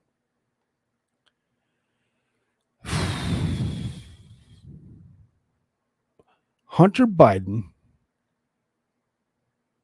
going ahead and writing off things from certain businesses that he shouldn't actually be able to write things off from is very disgusting and disturbing to actually think that we've made it okay for such a thing to happen. Merrick Garland seems to have actually overlooked the whole thing and has no clue, has no care, and it doesn't matter to him about any type of human trafficking. Now, and the reason that human trafficking comes into play is because the Mann Act actually says that you can't take people from one state and take them to another state to actually use them as victims of your sexual aggressions. You can't do it. It's illegal to do so. But we've gone ahead and we've actually done such a thing, and allowed it. What is up, Bernie Mac? Good to see you. I'm going to look over here at Expo 75. It says Putin and Zelensky no one wants the body to report it. Only they tell what happens. Biden and Putin are friends. The war in Ukraine is theater. That is why if they ever say that they're going to, attack here in the U.S., it is to eliminate only those who do not think like them, and they would do it only in case they see a potential threat to them, as Congress and Trump supporters are now. All immigrants are going to be secretly called for the insurrection in case Biden needs it, in style of the call that Macron made the revolt in France, and that the inhabitants had to go out and defend it. Military, police, FBI, CIA is not on the side, on your side. Is again you. When it comes down to it, I'm with you on that, Expo. It really seems like there's something deeper and darker that's actually happening. Not positive that everything that you just said there is exactly true, but it sounds good. And the reason that they would actually go ahead and actually push the amount of people across that southern border that they have, when it gets into the 8 million range, it's really seriously a tremendous amount of people, and kind of scary to actually think that they might actually weaponize those people against us. I say, sure, go ahead if that's what you feel like doing. Come around any of these states that are constitutional carry, fuck around and find out. Because we ain't gonna give a shit. We're gonna actually not allow that to occur. There's gonna be a lot of people that are not gonna allow that to occur. Perhaps zombie crowd, CZ Top, maybe. What, 7 million? Not so sure. But very interesting to actually believe how far they're actually trying to go with all this. And when it comes down to it, because of everything that has actually been happening and snowballing as quick as it actually has been, we're actually looking at a couple of different people that are actually part of our current government that are really seriously looking at it and saying no, we need to actually remove you now. Which is going to, in my opinion, is going to do the same thing that they did to Trump. They're actually going to try getting him for what they can. They'll impeach him through the House, but they will be unsuccessful when it comes to the Senate to actually removing them in any way, shape, or form. I really think that we need to actually think about it and not waste our time and money trying to impeach somebody when it's not going to actually stick. So here you got Great Liquor gifted 5 Koolfrogg memberships. Thank you so much, dude. That's so awesome. Let's see. Tam, Lizbeth, Valhalla waits. Let us pray. And Inyamers, y'all pick up Koolfrogg memberships. That's so awesome. Thank you, Great Liquor. I appreciate that. Anybody that's still around, if you haven't done so already, please hit a like button or a thumbs up button. Push that algorithm for me to get this information out, so that way people actually hear the truth when it comes down to it, as opposed to just listening to the mainstream narrative, and they're not even going to even come close to speaking about it. I appreciate it. So much.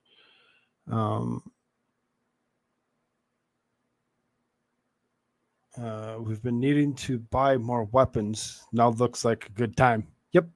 Very good time. It's always been a good time to actually go ahead and do such a thing. If you have the abilities to do so, buy more.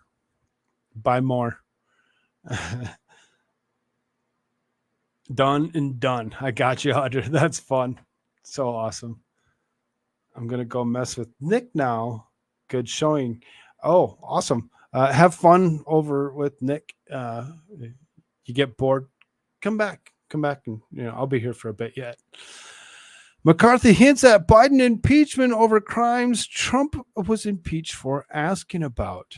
House Speaker Kevin McCarthy suggested on Monday that the House may launch an impeachment inquiry over wide-ranging corruption allegations that former President Trump was impeached for asking about, while Adam Schiff ran cover. When Biden was running for office, he told the public that he had never talked about business. He said that his family has never received $1 from China, which we prove is not true. McCarthy told Fox News' Sean Hannity on Monday night, referring to Biden's previous statements, that he didn't speak with his son Hunter about the foreign business dealings. McCarthy also noted 2 IRS whistleblowers who say that Biden administration prosecutors slow-walked an investigation into Hunter Biden's tax crimes, while House GOP investigators have found millions of foreign funds that ended up in the hands of the Biden family via shell companies. We've only followed where the information has taken us, but Hannity, this is rising to the level of impeachment inquiry, which provides Congress with the strongest power to get the rest of the knowledge and information needed, because the president has also used something we have not seen since Richard Nixon, used the weaponization of government to benefit his family and deny Congress the ability to have the oversight. So he has a little 3-minute conversation that covers what I just read. The White House responded to McCarthy's comments, saying in a tweet, instead of focusing on real issues Americans want us to address, like continuing to lower inflation to create jobs, this is what the House GOP wants to prioritize. Their eagerness to go after POTUS, regardless of the truth, is seemingly bottomless. Last week, Senator Chuck Grassley and House Oversight Committee Chairman James Comer released an FBI form that documented unverified allegations of corruption stemming from Hunter Biden's work with Ukrainian energy company Burisma. McCarthy did not use these unproven allegations as the basis of impeachment inquiry, but its release added fuel to Republican skepticism in foreign business dealings, says The Hill. According to Punchbowl News, Jake Sherman, on Tuesday, McCarthy stopped short of officially announcing an impeachment inquiry into President Biden, but signaled he believes it's the only way to get certain information he's seeking. McCarthy just spoke with reporters at the Capitol. He stopped short of official announcing that the impeachment inquiry is President Biden, but signaled he believes that it's... Oh, shit. We don't want that. Stop it. Stop it. Damn it. As Babylon Bee aptly points out, McCarthy says 783rd impeachable offense by Biden will be this last straw. 783rd impeachable offense. It takes that many to actually go after the likeness of Joe Biden. You got to actually have so many of them. But when it came down to looking at the likenesses of Donald Trump, it took him absolutely nothing, 0 things that actually happened, and actually went after him for absolutely nothing at all, to only be successful in the House and fail within the Senate, which I believe is going to happen again if we try impeaching this guy right now. Now the interesting one is when this next election series comes up here in 2024, and we go and we're voting for these seats. We're voting for House of Representatives. We're voting for senators. We're voting for multiple people in both bodies. So in both bodies, when it comes down to it, the several people that we're going to replace, no matter what, because there's a lot of them retiring. So we have to really pay attention to who these people actually are and who's who. If you're thinking that you're from California, you think Gavin Newsom should be a person of interest for any seat.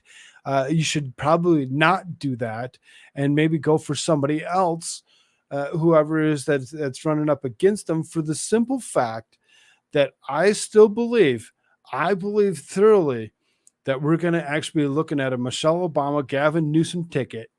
And because of South Carolina, because of the way things are actually moving along, and that's what's actually going to come out of it. So if that's what's going to come out of it, if that's the case, if we go ahead and we select Gavin Newsom beforehand to become the senator of the state before he actually goes ahead and gets selected for that particular position, and it's not an election year, or it's elections already done and over with, it goes to the governor. It goes to the governor to actually select who those senators really are. We really seriously need to pay attention to that, because the second that Newsom actually steps away and actually does the vice president thing instead, that governor's going to step up and he's going to put somebody just as bad, if not worse. Just as bad, if not worse. And he's going to actually replace him just yet one more time with the bullshit. That sounds crazy, but I've been looking into bulletproofing and found that really cool stuff. It's like plaster, and you can use those ballistic crete in your walls. Never hurts to be prepared. Yeah, I'm with you. It never hurts to be prepared. That's an interesting thought on the bulletproofing.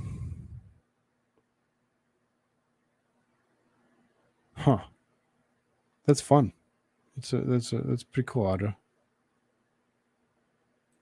So then, Margie Taylor Greene, we got to actually share this, reshare this, because she actually says words as opposed to actually reading her stuff. We're just going to listen to her. So we're speaking of impeachments. Speaking of impeachments, she's actually gone to the point of actually saying that, Trump's were wrongful, and that we need to actually scratch his impeachments and actually remove those from actually being something that were actually there. Ms. Greene for 5 minutes. Thank you, Mr. Speaker. On January 21st, 2021, I introduced articles of impeachment against Joe Biden. And less than 2 weeks later, I was kicked off all of my committees by House Speaker Nancy Pelosi. They said it was for Facebook comments and replies and likes, but we all know the truth. It was because my articles of impeachment on Joe Biden were correct. He was indeed abusing his power as Vice President of the United States. Now we have more information to prove that not only was I right then, but it was more damning than we already knew. But I'd like to roll back. President Trump was wrongfully impeached twice. And both of these impeachments must be expunged by the House of Representatives. But what I'd like to talk about is the difference in the type of information we have. The Democrats brought out the Steele dossier. The Steele dossier was written as a Democrat political opposition research paper. The information was written by a contractor, and it was fed to the FBI with no transparency on subsources. The contractor had no primary source information, and the FBI operationalized uncorroborated claims to secure FISA warrant on political campaign official of opposing political party. Information was later debunked by Congress, the Inspector General, and Special Counsel investigations. But the mainstream media won Pulitzer Prizes on the bogus Russia narrative. And then they led the witch hunt, leading to impeaching President Trump over a phone call with the president of Ukraine. But let me tell the House what type of information we actually have. We have an FBI form called an FD 1023 form, and here's the difference for the public listening. On the 1023 form, the information originated from an FBI informant who'd been relied upon for many years and was considered the FBI's top informant. It was also paid $200,000 for multiple years by the FBI. Oh. Information was written by the FBI agent in official FBI form and relied on no additional subsources. The FBI informant was a direct eye and ear witness to the information provided. The FBI apparently took no action to further the investigative claim. The FBI has refused to describe any investigative steps to assess the investigative information. Therefore, it has not been debunked, despite White House's lies and false claims.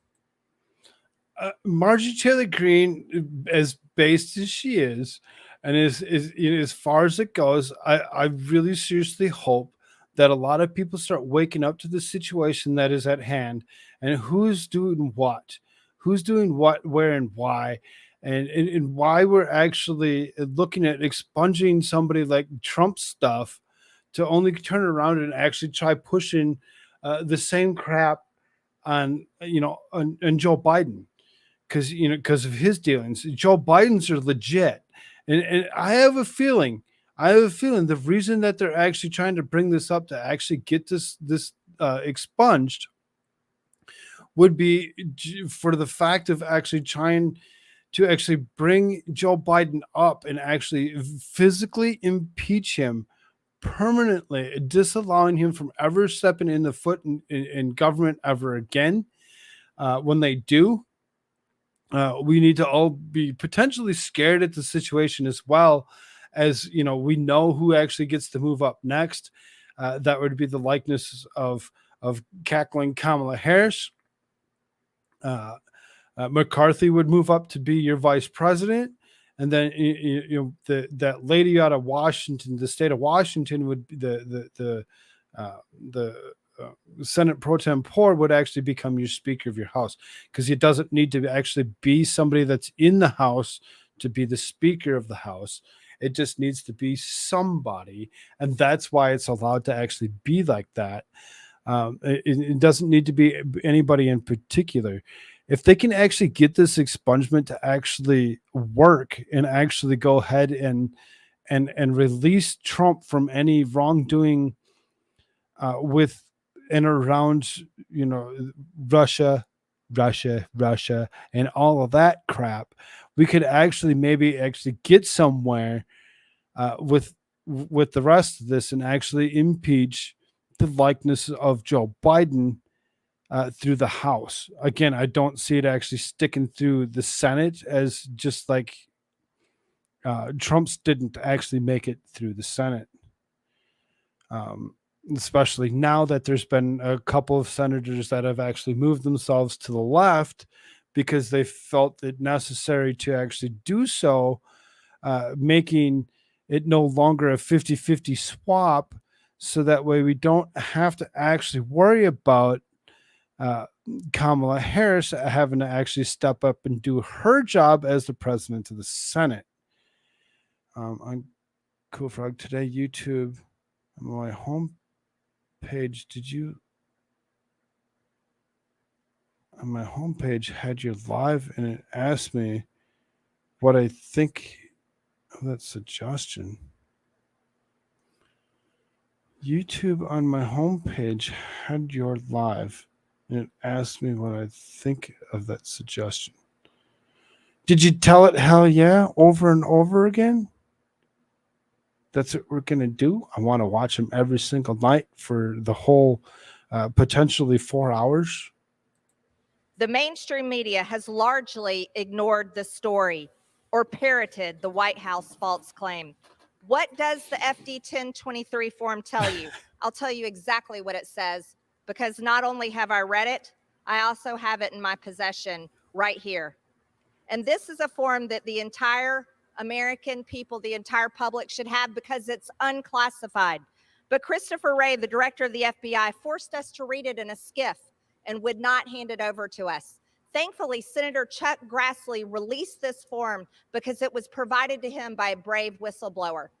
This form entails the damning information that then Vice President Joe Biden took a $5 million bribe from the oligarch that owns Burisma. Not only did Joe Biden take a $5 million bribe, so did Hunter Biden. And what did Joe Biden deliver as Vice President of the United States? He got Viktor Shokin, the Ukrainian prosecutor general, fired from his job. How did Joe Biden, Vice President, get that done? He threatened to withhold $1 billion of U.S. aid to Ukraine until Viktor Shokin was fired. And you want to know what? He was fired. In 2016, Joe Biden himself bragged to the Foreign Council and told them that he got him fired. He bragged about it. It's on video. But that's not all they've done. Hunter Biden has also gotten his father on the phone over 24 times to talk with his business partners and talk with them about the business that they are doing. And even more so, in our possession, through our investigations on our Republican-led committees, we also have a WhatsApp chat that says, from Hunter Biden, I am sitting here with my father, and we would like to understand why the commitment made has not been fulfilled. Who's his father? Joe Biden. Tell the director that I would like to resolve this now before it gets out of hand. And now means tonight. And it continues on. What I'm demanding is that the Republican-led House of Representatives move forward on an impeachment inquiry on Joe Biden, because this type of corruption should never be allowed to stand. We must expunge President Trump's wrongful impeachments, and we must impeach Joe Biden. Thank you, Margie Taylor Greene, for actually being the voice of anything and actually standing up for what we actually should believe in. I'm glad that there's somebody that's willing to do such a thing. Just like Audra said the same thing. We should have more people in office that are willing to stand up for something, anything, just like Margie Taylor Greene. Yes. If we could have a lot more people actually doing such a thing, I believe that we could actually make it somewhere and things could actually be much better. I think things could be much better if we actually had people standing up for what is actually right and stop sniffing people and thinking that it's okay to be, to just go along with the narrative, to go along with the wrong thing, because, if I go against them, then I'm called names. I'm called, by those that are actually the quote unquote racists in those Democrats. Those Democrats over and over again are the ones that are actually going to call names. For Margie Taylor Greene to actually step up to the plate and actually be like, no, I'm done with this. We need to actually expunge Trump from his potential things that he had done that weren't necessarily wrongdoings, because he didn't actually do them in the first place, and go after the person that is the corrupt, the one that the mainstream media is actually covering for over and over again, and get rid of Joe Biden. And not just Joe Biden, the whole damn administration, every single last one of them. Kind of move on from the situation a little bit here. Go into some other politics. It gets really exhaustive to actually seriously continue to go through the same stuff over and over again. But at the same time, they keep on bringing it up, and every day there's something new. So you got to cover the old, cover the new, because otherwise you get people that come in here and be like, "What the hell did you just say to me? I had no clue what he was even talking about from previous." So as far as that goes, let's kind of kick it over to something else. Matt Gaetz introduces a bill to end birthright citizenship for immigrants. So those that are pregnant, thinking that they're going to go have a child over, come across the border, have the child, and be like, "Oh, child's born here. They're now a citizen." He wants to actually end that birthright citizenship. I mean, that could be could be something bad if he actually succeeds. It could be something good, for the immigration. But if you could actually squash such a thing as the birthright citizenship, doesn't that actually take away citizenship from us that actually are citizens, and from our children from actually just becoming citizens? the potentiality of something like that happen would be kind of scary if you actually think about it. The End Birthright Citizenship Fraud Act of 2023 legislation would amend the Federal Immigration and Nationality Act. Birthright citizenship has been grossly and blatantly misapplied for decades, recently becoming a loophole for illegal aliens to fraudulently abuse our immigration system. My legislation recognizes that American citizenship is a privilege, not an automatic right to be co-opted by illegal aliens. Conservative scholars have argued that the citizenship clause of the 14th Amendment doesn't allow citizenship to children of immigrants if they were born in the U.S., while liberal scholars argue it does.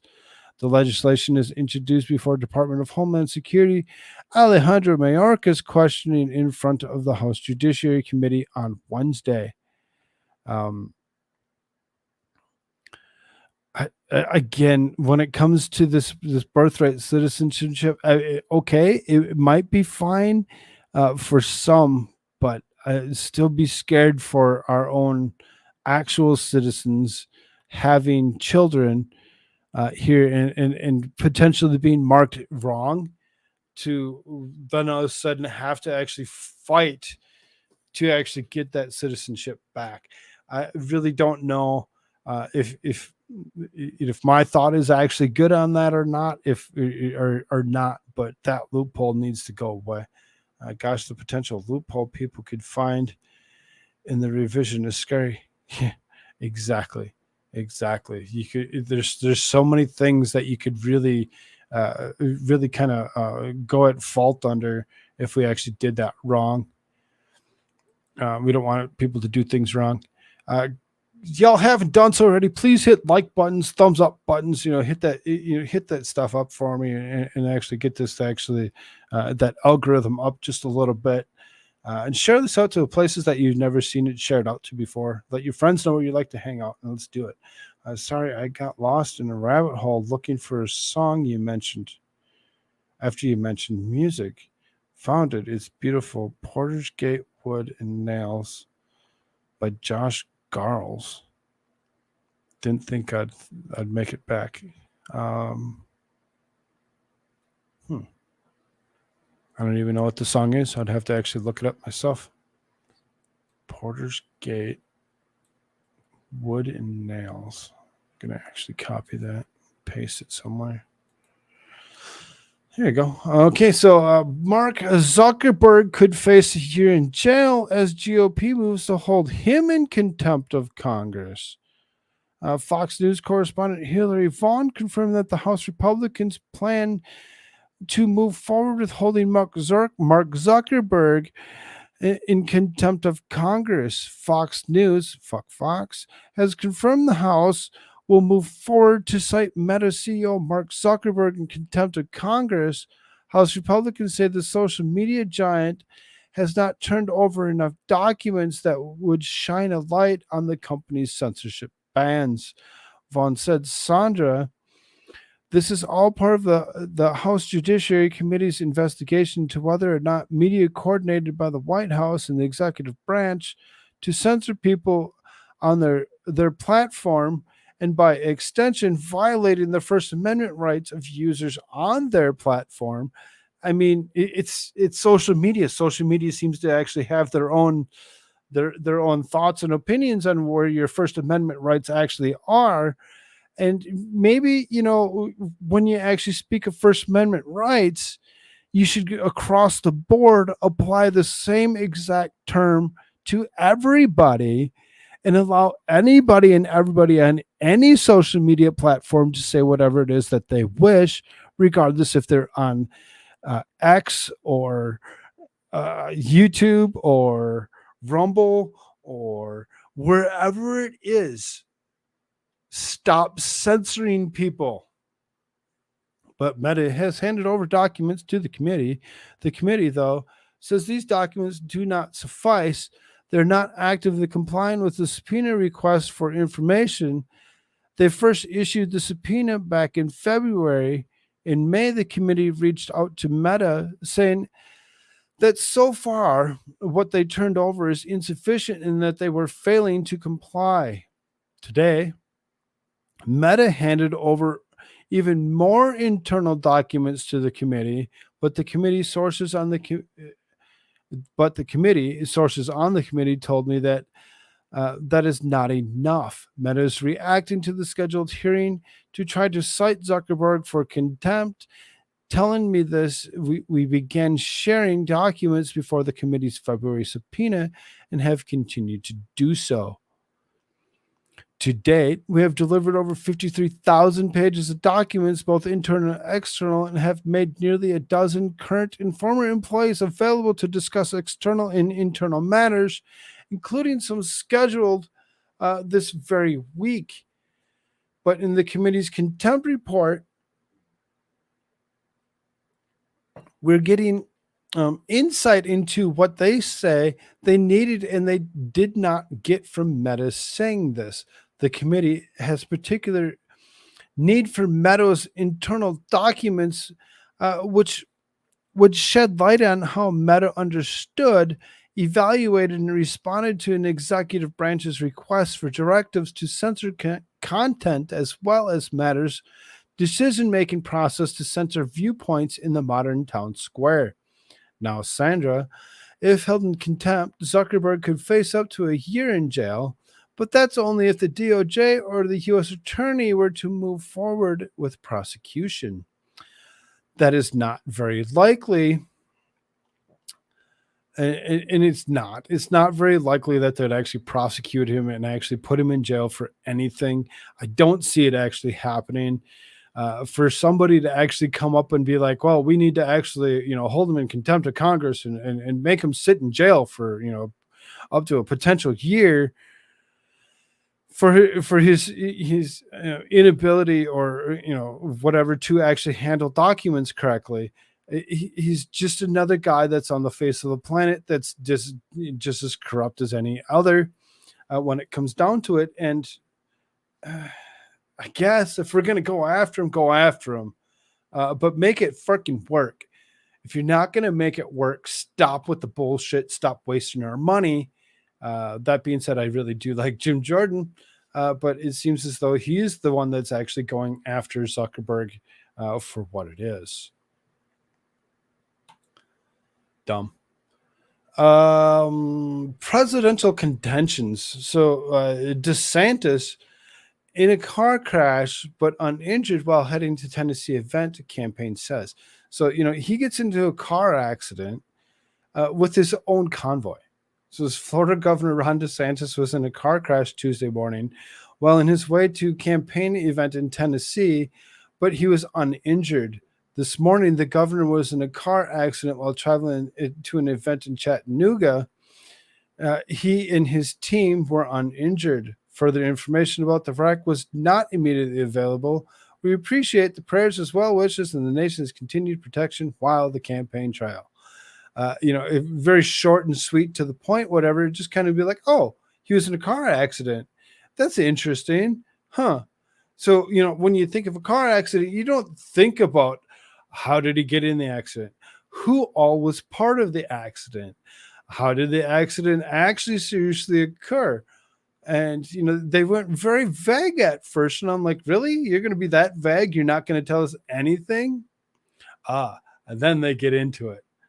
They get into it where they actually collided with his own cars. His own convoy actually, rear-ended each other as one checked up, the other one hit. And it caused a chain reaction, not hurting anybody, but at the same time, it did such a thing. Now, DeSantis again fires a third of his staff in an attempt to stop bleeding money just weeks before campaign launch. So then, he's actually watched himself slip in rankings, and he's actually let go of plenty of staff. Now, when you actually look at who did he actually get rid of? Which staff members were these that he actually did remove? Which 38 jobs in total are no longer there? Car driver? Maybe. Republican Florida Governor Ron DeSantis has axed more than a third of his campaign staff, 38 jobs in total across various departments. Per a report from Politico that confirmed by advisors, the move comes amid broader international reshuffling by DeSantis' presidential campaign team as he attempts to consolidate finances and whittle down its payroll. Politico also reported that DeSantis' team recently saw the departures of senior campaign advisors Dave Abrams and Tucker Obenshine, who were expected to support external pro-DeSantis organizations. Following a top to bottom review of the organization, we have taken additional aggressive steps to streamline operations, but Ron DeSantis, in the strongest position to win his primary and defeat Joe Biden. Yeah, right. Come on. He's slipping. We'll get into some of how much he's actually slipping. When it comes down to it, he's not actually the person that everybody assumed him to be in the beginning, and he's not actually, I don't think, a good contender for this particular election season for president.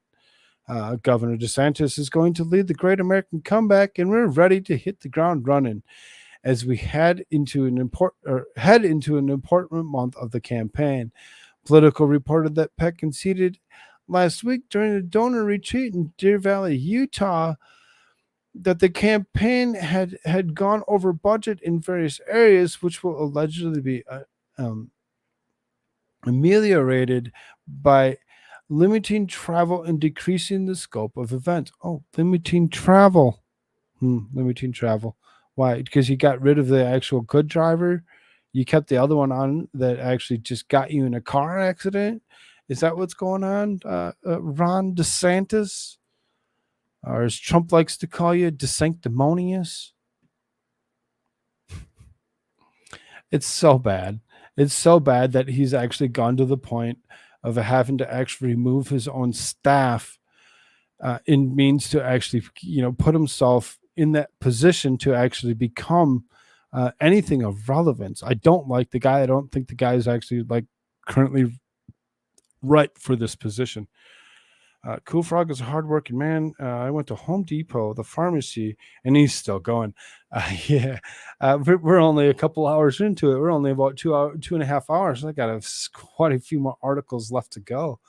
When it comes down to it, I do what I can to actually create a decent show and give thoughts and opinions against both sides. I really don't like any side of this, particular realm. Currently, you see that it says Trump 2024, but at the same time, if he's not going to be the right guy for the position, I won't vote for him. I refuse.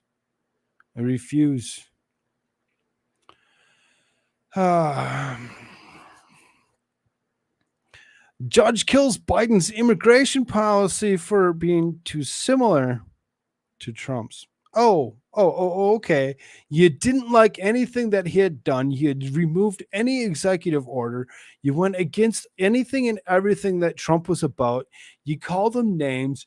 You told everything that he had done was wrong, irrational bullshit. Didn't like it. However, wherever it went, you went against it. What's up, Jerry Lass? How's it going?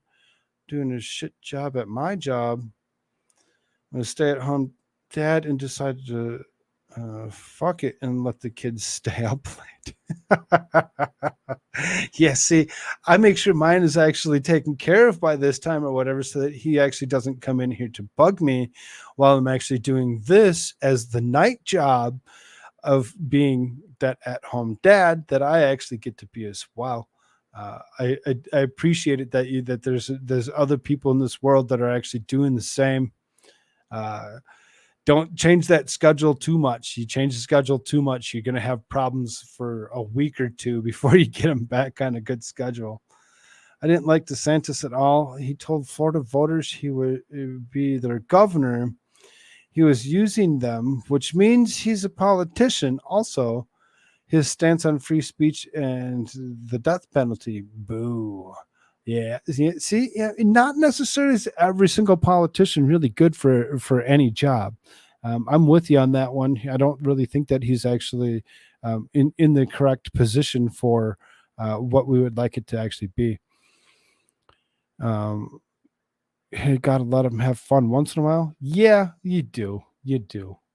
You just have to know that tomorrow you put him to bed in the right at the right time. A Biden administration immigration policy has been blocked by a judge who previously questioned its similarity to Trump era policy. The policy is a new rule for asylum seekers who place the recent end of Title 42 and a break for the procedure that were in place for decades. The policy severely restricted migrants from seeking asylum if they pass through other countries on the way to the United States, effectively shutting out most migrants from countries south of Mexico from requesting asylum in the U.S.-Mexico border. Yeah, it's just, we won't count the other 150 countries that people are actually coming from. They're not just coming from Mexico or anywhere just in South America. They're actually being shipped in and around to South America to actually take that trek to make it here to the United States to actually become citizens of this great nation without having to actually try. And now Biden's actually backpedaling on some of it, and he's like, "Oh, wait a minute here. We need to actually implement something to stop people from actually coming across the border." This judge says, "Oh, hell no. You don't get to actually go ahead and reinstate whatever Trump actually had in play and put it in your own words. That's not how it works. You don't get to be that guy that gets to sit there and twist and turn whatever it is that you wish to twist and turn to make it stick. Nope, not going to happen. Sorry, dude." While President Joe Biden's immigration policies have been widely attacked by Republicans, this policy garnered significant pushback from the president's allies in the Democratic Party and from immigration advocates. In response, administration officials stressed that the policy was not our first preference or even our second, and added that it is up to Congress to pass better reforms. The policy was blocked on Tuesday by Judge John Tiger, the California Northern District Court, as a part of an ongoing lawsuit brought against the Biden administration and the ACLU. Tiger ruled against the similar asylum policy put forward by the administration of former President Donald Trump, and during the current case expressed concern over how little Biden's policy differed from that one. Why? Because whatever Donald Trump was actually doing was actually perfect in every shape, in way, shape, or form. And he just went ahead and he just said, "Oh, we'll just kick it all out and we won't even read it because, oh, it's racist to actually believe anything that Donald Trump has ever done was good. Go ahead and set it up again to only become, shut down for your bullshit." Right on, we had gymnastics, dance camp, safety town, and t-ball, which ended today. This month has been all physical education, and then we start back with homeschool at the beginning of August. Awesome. There's one thing that I have to do before I actually move into actual kindergarten curriculum at the age of 3, and that's read this. For the children's sake. It's a book that I would suggest almost anybody try reading before they actually homeschool their children in any way, shape, or form when it actually comes to actual education. It's a very good book. My wife had already read it and it took her time with it. So now it's my turn so that we can actually get into this education, hopefully come up within the next, if I can read this within the next week or so, I'll be excited with myself for actually doing such a thing, to actually do just that. Homeschool your children if you can. If you don't, they end up being as ignorant as people like Donald Trump or Joe Biden and going ahead and doing stupid shit. Thanks for the book suggestion. Absolutely. If you're going to homeschool your children for the children's sake, that's Susan Schaefer McCauley, that you would actually go ahead and look up to actually get that particular book. I'd totally suggest it for anybody.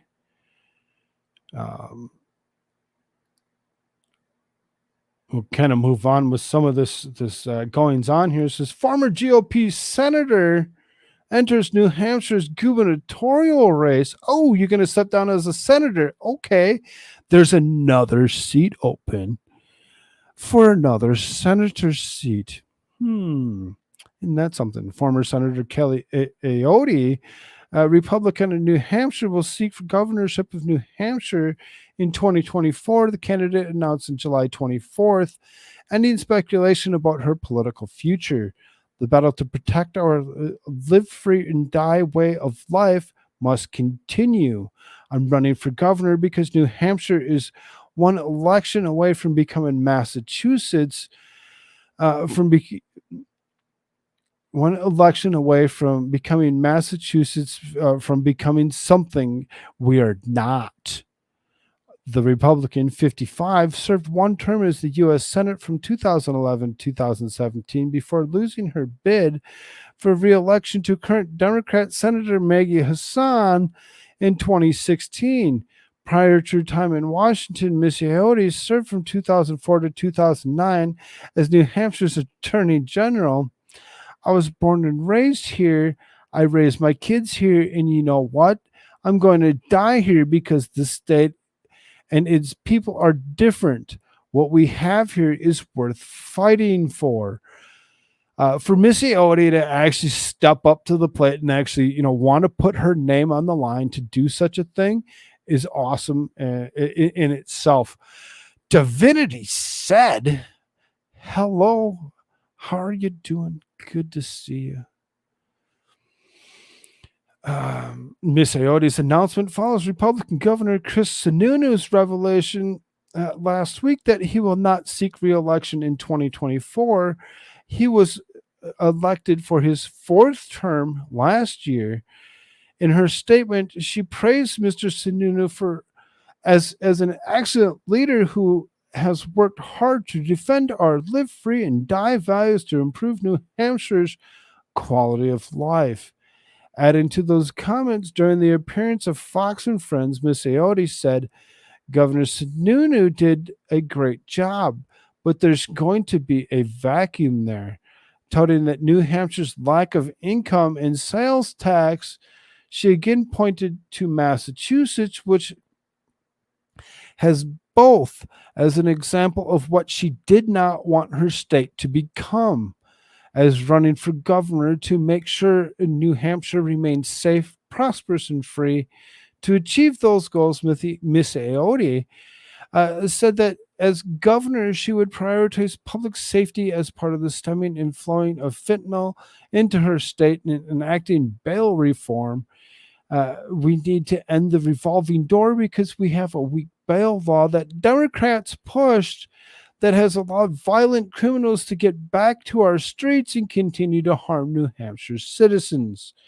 Preserving New Hampshire's economic advantage, she added, would be another key objective to her administration. State of the race, Miss Ayotte is the second Republican to enter the race after former New Hampshire Senate President Chuck Morris declared his candidacy on July 19th.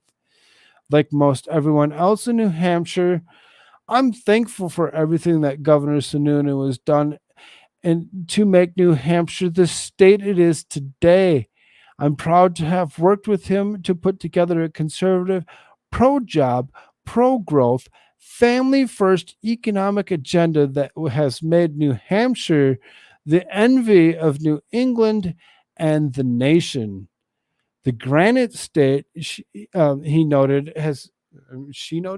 has both the lowest poverty rate, 7.4%, according to the Department of Agriculture, and the highest taxpayer return investments in the nation. Now that Mr. Sununu has decided not to run for re-election, I'm announcing that I'm running for governor to build these successes. Two Democrats have also thrown their hats in the ring, Manchester Mayor Joyce Craig, and Executive Councilor Cindy Warmington. In July 23rd, op-ed New Hampshire Union leader Ms. Craig emphasized education, public safety, access to affordable housing, and abortion as her primary objectives. Anybody that puts abortion as a primary objective and they're a Democrat really needs to be actually looked at, as the abortion in itself is not health care.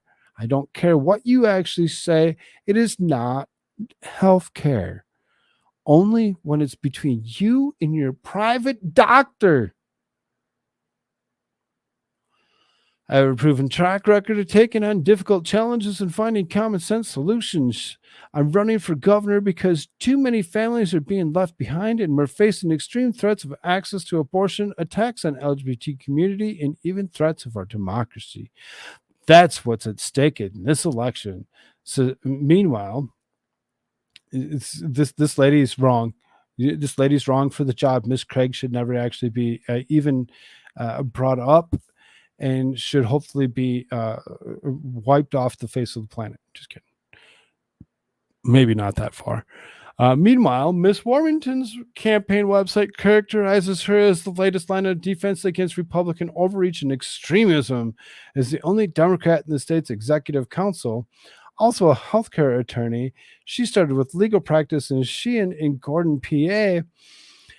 The law firm of Democratic Law of New Hampshire Senator Jeannie Sheehan's husband, Bill Sheehan. Oh, sure. There you go. There's a good reason to actually not go ahead with that. If you're actually, part of Shaheen legacy, maybe you need to actually think about it and maybe step down. Schools here in Cali can choose to let homeschooled kids participate in activities, physical ed, science fairs, lots of things. I think lots of states are like this. Yep, there's a lot of states that are like that. They actually do allow you to actually get into the sports and some of the other things, as long as you're actually able to show that your children are smart enough and can test through each grade as they're actually required to actually test. I know here in South Dakota, they have to test in third grade, and then again in sixth grade, if I'm not mistaken, then again in ninth grade. So it might not be too bad of a deal if you can actually get your child to actually be smart enough to actually test through. You could actually homeschool your children as much as you want. Ms. Warmington emphasized her pro-abortion stance, calling for the codification of Roe v. Wade and state funding abortion provider Planned Parenthood. So then again, you got the ridiculousness of another Democrat actually pushing ridiculous bullshit like Planned Parenthood being a good thing. It's not. It's not. They've killed, genocided more children than almost any other in the United States history. I don't know if Chris Sununu is running for governor or president, or frankly, I don't care. I'm running for governor to make New Hampshire a place where everyone is free to thrive. Free to thrive as long as they're allowed to actually abort their children. The children are no longer free to thrive. 2024, days after the video was posted, Mr. Sununu announced that he would not enter the GOP presidential primary field, despite rumors that he to that effect. Thank God. We didn't need another one to actually go up and step up to that plate. There's enough. In a June 5th Washington Post op-ed, the governor said the already crowded Republican field needed to thin itself out, not get bigger. No one can stop candidates from entering the race, but candidates with no path to victory must have the discipline to get out. Anyone pulling in those single digits by this winter needs to have the courage to hang it up and head home. There's plenty of people that have not actually made it to that point. I'm not actually going to finish those last 4 paragraphs. It's not necessary to just kind of reiterate some bullshit that we've already gone through.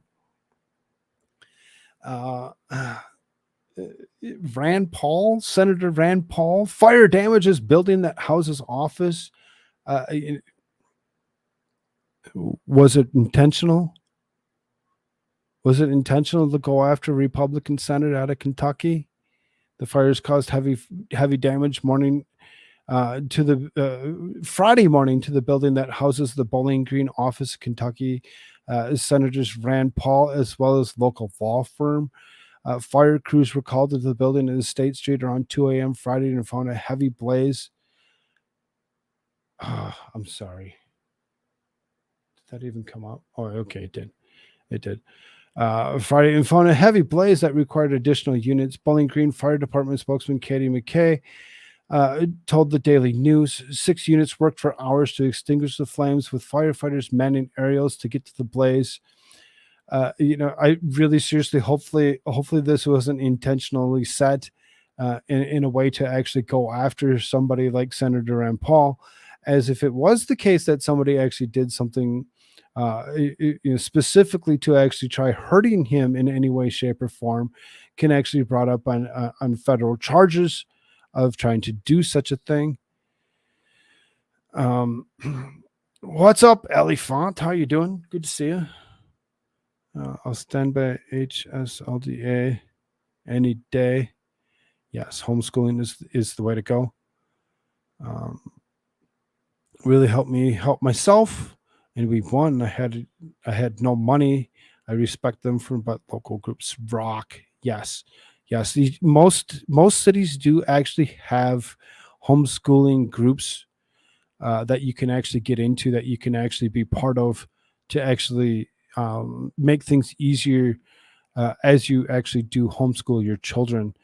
There are plenty of groups that are out there that you can actually get a part and be a part of, and actually make that be a thing. It's very lax in South Dakota here, but she needs to start first grade in January. But we should be ready for this fall. They are fairly lax when it comes down to it, but yes, you do hit, like I said, I believe it's third grade, sixth grade, ninth grade that you have to actually test through the school to be sure that your child's actually to the standard where it needs to be. Good to see you, Elephant. Good to see you. Homeschooling is amazing. There's a website to look up homeschool groups. Yes, absolutely. If you don't know about your homeschool groups that are out there, maybe it's something that you might want to be interested in looking at, as there's a lot more people that are actually stepping up to actually homeschool and screw the public school system for what it is. It's trash. And nobody should actually be forced to do such a thing. New York Governor Kathy Hochul promptly slammed for allocating $1 million in free health care for prostitutes. There you go. Perfect. Anybody that's in New York, as long as you're a sex worker, you get free health care. You get free health care for all of those STDs that you may actually come across. No big deal. You're prostitutes, sex workers, escorts, hookers, and whatever term one chooses. I'm not sure if the left is moving more toward legalizing prostitution, labeling sex workers as victims, or both. But I do know that New York Governor Kathy Hochul has allotted $1 million for taxpayer funds to provide health care services to prostitutes. What the?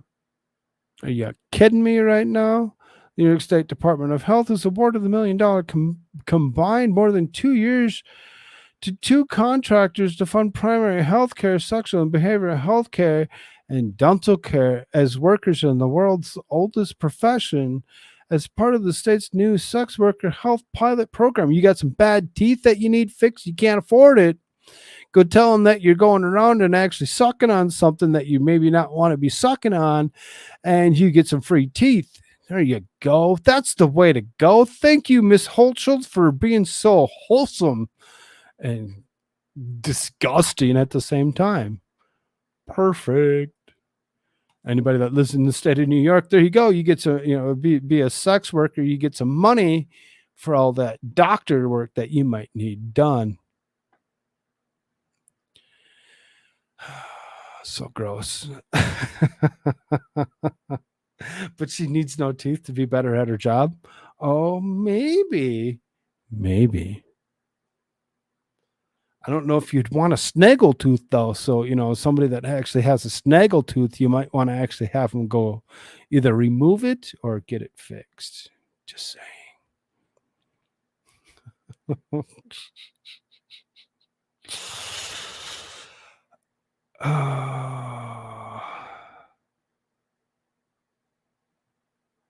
Jerry, be careful with that Adderall, bro. The Adderall is just like Ritalin, but it has a little bit of a methamphetamine in it to actually give them a little bit of. It takes away the highs and the lows. I've been there. I've done all that. Had the ADHD stuff or whatever, and it can be worked through as opposed to medicating for every single thing that actually happens. Just be careful with it. It can be dangerous and addictive.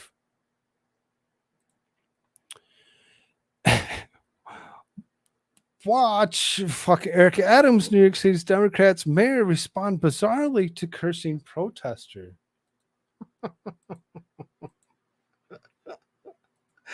This guy, I was laughing so hard earlier when I was reading this. I went through this and I'm like, oh my God, what did he just do? What did he just do? A group of people are sitting there. You can see it was at the end. I watched it several times. Mr. Mayor, yes, sir. 4-year-old man Curtis Davis was found on the spot. Thank you. Fuck you, asshole. Woman yells at New York City Mayor Eric Adams during his presser.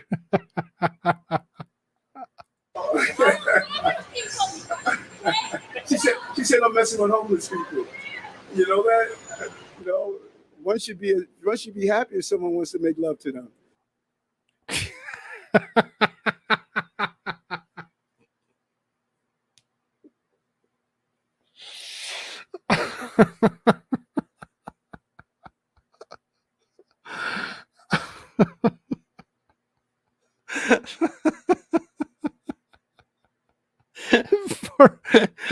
One should be happy for someone wants to make love to them. That's not what she's saying. She's calling you an asshole because she feels that you're a disturbing asshole. Mr. Mayor, yes, sir. 4-year-old man Curtis Davis was found on the spot. Thank you. She said I'm messing with homeless people. You know that? One should be happy if someone wants to make love to them. Go ahead. Go ahead.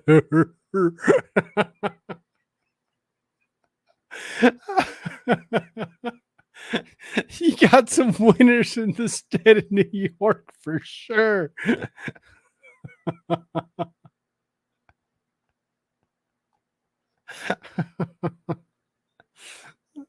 It really what it comes down to is why he was holding the presser was that he's going to the point of calling the amount of homelessness inhumane for the city. It allows people to live in those inhumane, dangerous environments with no restrooms, no showers, no places to take care of themselves, all those little things to go along with it. And he seriously, that's what this lady just, bellers out, fuck you, asshole.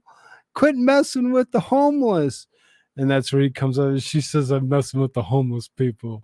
One should be happy someone wants to make love to them.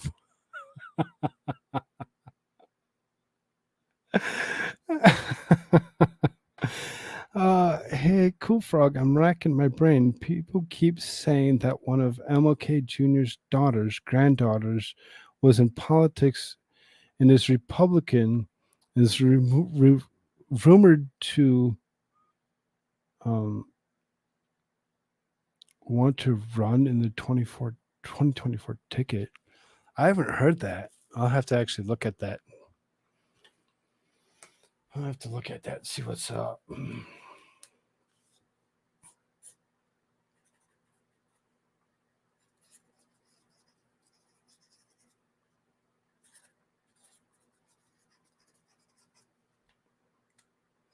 I'll look that up a little bit. We'll see what's up. Probably not tonight though, because I got plenty to go here. Being that we're almost 3 hours into this.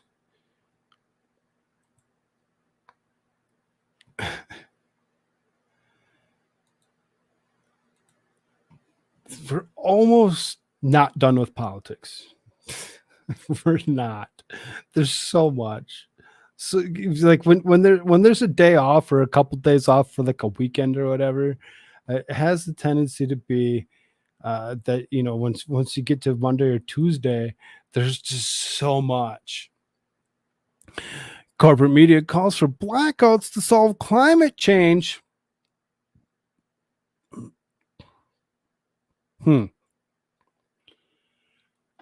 He looks like he's like having so much fun with Joe Biden. He's like, hey, look at me. Look at the camera. Let's give him some beady eyes in a disgusting grin on her face and show him how disgusting we really are as we come up with a plan to shut down power grids, give people blackouts to try solving climate crises. That's going to fix it. That's going to fix it. As opposed to having an air conditioner or a heater in the winter, let's take all that away. Let's black it out. And then you can sit there and either sweat to death or freeze to death as there's no power grid because we're doing the smart thing and we're actually trying to solve the climate crises. Is one of these days. This is one of those days. I miss George Carlin. Yeah.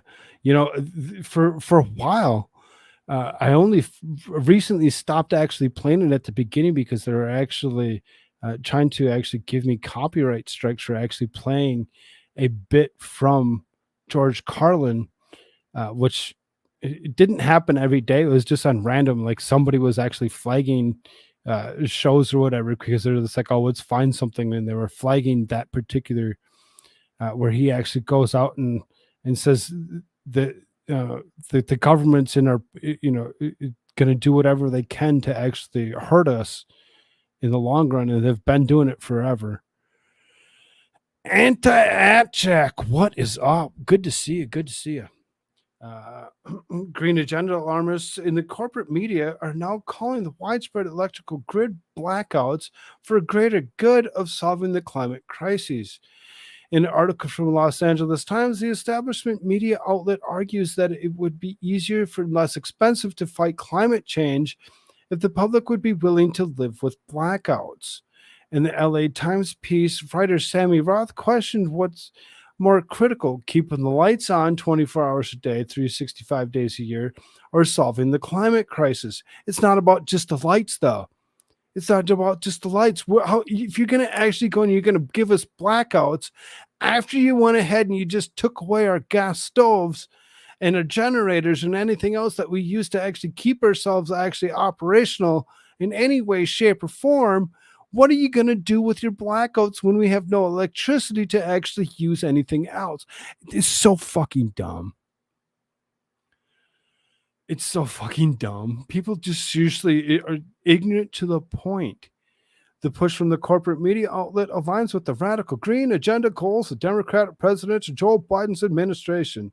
Led by jet-setting climate czar John Kerry, the Biden administration has been advocating with global goals of the World Economic Forum and the United Nations to supposedly fight global warming. On day one of the presidency, Biden signed devastating anti-energy independence executive orders to further advance the green agenda. The move has seen gas and energy prices soar while also disrupting the food supply. Kerry has followed up by launching an attack against the agricultural industry to allegedly fight emissions produced by food production. As Slate News reported, the United States is one of the 13 major nations to sign an international agreement to crack down on the farming. The signing of the global methane pledge is expected to have a significant impact on global food supply, especially meat and dairy products. And those 13 major nations, most of those actually had something to do with the production of of meat producing countries that they actually want to actually prevent these things from or whatever. And it's like, yeah, let's go sign on to that. We're okay. We don't need meat. Who needs beef? Who doesn't need beef?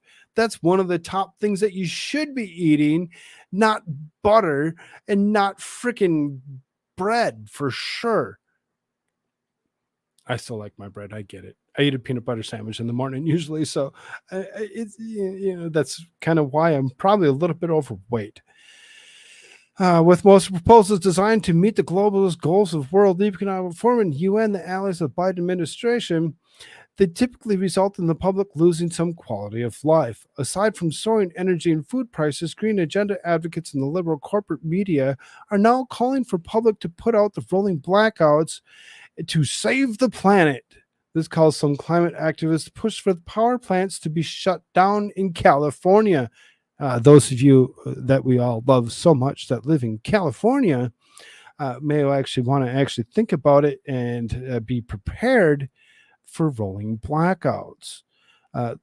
Lawyers representing the Sierra Club in the California city of Glendale have been providing arguments over whether to continue operations of a gas-fired power plant located across the LA River. The city has argued that the plant is needed to avoid blackouts and catastrophe for its nearly 200,000 residents. The LA Times argues that the courtroom contention is a highly technical dispute and part of a larger conversation about how much blackout risk is considered unacceptable to society. Additionally, the piece questioned if society expectations should evolve in the name of preventing climate catastrophe. Experts have long been warning that California's electric grid faces years of potential blackouts. Years of potential blackouts and failure as state leaders continue pushing aggressive measures to transition to renewable energy sources. The state's grid, which is still mainly powered by fossil fuels, is shifting significantly from natural gas and coal to unreliable renewable power like wind and solar. Again, the ignorance of these assholes to actually say that, oh, it's mainly used by fossil fuels, and we're going to actually use fossil fuels, and we're going to produce other things like wind turbines and solar panels that come from fossil fuels. How ignorant can we be? They're not reliable. They're not reliable. They have a very short life expectancy. And then once you're done, they get dumped into your landfills to only go ahead and pollute your landfills with the metals and toxins that go along with fossil fuels. So dumb. As part of the research, LA Times reported Sammy Roth asked Twitter users whether society could start cutting gas sooner. He urged that you could save money by accepting a few more blackouts over the next several years. Just a couple blackouts every year, no big deal. No big deal. You're okay, right, Dev? Of the hundreds of people who responded to my question, most rejected the idea that more power outages are even remotely acceptable for reasons beyond mere convenience. For example, former member of Los Angeles Department of Water and Power Board Commissioners Ora Vasquez told Roth that someone dies every time we have a power outage. Oh, there you go, because somebody dies every time we have a power outage, we should definitely do more blackouts. Yes. Lifelong blackouts, just go with it. It'll be okay. Everybody be just fine. I already get blackouts. F you feds, says Ellie Font. That's horrible. So bad. Despite these concerns, Ross said that they increasingly concluded that solving climate issues will require sacrifices to provide for a greater good. Such sacrifices, he hypothesized, could include driving less, eating less meat, accepting large-scale solar farms that will destroy some wildlife habitat, and eating the cost of expensive rooftop paneling. Following the widespread pushback of social media, Roth argued that we might not have a choice when it comes to learning to live with more power outages. Many social media users ridiculed the piece for considering the idea of orchestrated blackouts to curtail climate change, rebutting the train of thought. Media strategist and journalist Gabrielle Hoffman wrote, ironically, it is actually net zero policy or decarbonization pushes that lead to grid instability, energy insecurity, and blackouts. Yep, there you go. That way you can actually push some bullshit narrative to go along with the with the blackouts that you want to actually just orchestrate yourself. When it comes down to it, the mindset on this kind of issue is it's mind boggling. It's just like, are you not thinking? Do you not care? Do you not care about people at all? You're just like, oh, you can deal with a blackout. It doesn't matter if all your food goes bad in your refrigerator. It's fine. It's fine. It's fine. If you can afford more, it's fine. Junk Science founder Steve Malloy called an article peak climate idiocy. Energy-related public policy analyst David Blackman claimed that the article was part of a propaganda campaign designed to condition people to believe that they have no choice but to live with it and accept frequent blackouts. He also suggested that the LA Times was finally saying the quiet part out loud. This is classic religious cult propaganda. We have seen it 1,000 times down through history, and it appears the entirety of the legacy media is totally down with it. Climate analyst Ryan Mao also weighed in the article with a simple yikes. Yeah, see, scary things. Scary things to actually come out of this. The news comes from unelected bureaucratic globalist bodies, including the World Economic Forum, the UN, the World Health Organization, continue to aggressively push the radical green agenda onto sovereign nations. As we've seen repeatedly, fighting global warming involves stripping and tax-paying public of their rights and slashing the quality of life by pushing false claims of alleged climate crises. However, the Slate News recently reported one of the world's leading experts has just spoken out to warn the public that the climate crisis narrative is a hoax. Dr. John Clauser, the winner of the 2022 Nobel Physics Prize and one of the world's leading authorities in quantum mechanics, blasted climate emergency claims as a dangerous corruption of science that threatens the world's economy and well-being of billions of people. Clauser, who was also awarded a 2010 Wolf Prize in Physics and second most prestigious physics award after the Nobel, warns that misguided climate science is a hoax that's being driven by massive shock journalistic pseudoscience. Meanwhile, powerful elites like John Kerry and his globalist allies promoting the green agenda will continue to fly around in private jets, eat meat because they claim to be part of the solution. So as long as you claim to be part of the solution, you can do whatever it is that you wish, as long as it goes ahead and it hurts everybody else in the same way. Okay. Really? My good friend works in the wind industry. He used to climb and inspect wind towers. Now they inspect with drones for safety to cut costs. They have employees in India pilot the drones. They used to get paid an awful lot to actually do such a thing, to go climb those. And they're not really energy saving at all, as they actually really require a lot of the raw materials that we would actually use that were fossil fuels to actually go ahead and produce such a thing that has such a short life expectancy. Not ever going to have a sustainable amount of wind forever for wind power. And what happens at night when the sun goes down? Oh, it stops shining. Isn't that something? It's now shining on the other side of the earth, right? Oh, unless you're a flat earther, then no.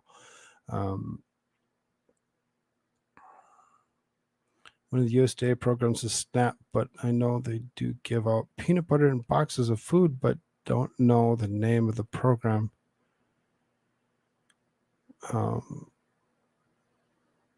WIC for young children? Yes, go eat more chocolate covered donuts with sprinkles. Yum. Yum. Awfully heavily subsidized industry, so there's money to be made.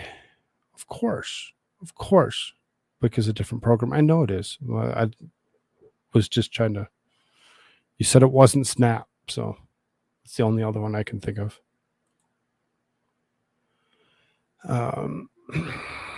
First Lady Jill Biden marks U.S. free entry into UNESCO per ceremony. We're not going to listen to her actually speak about this.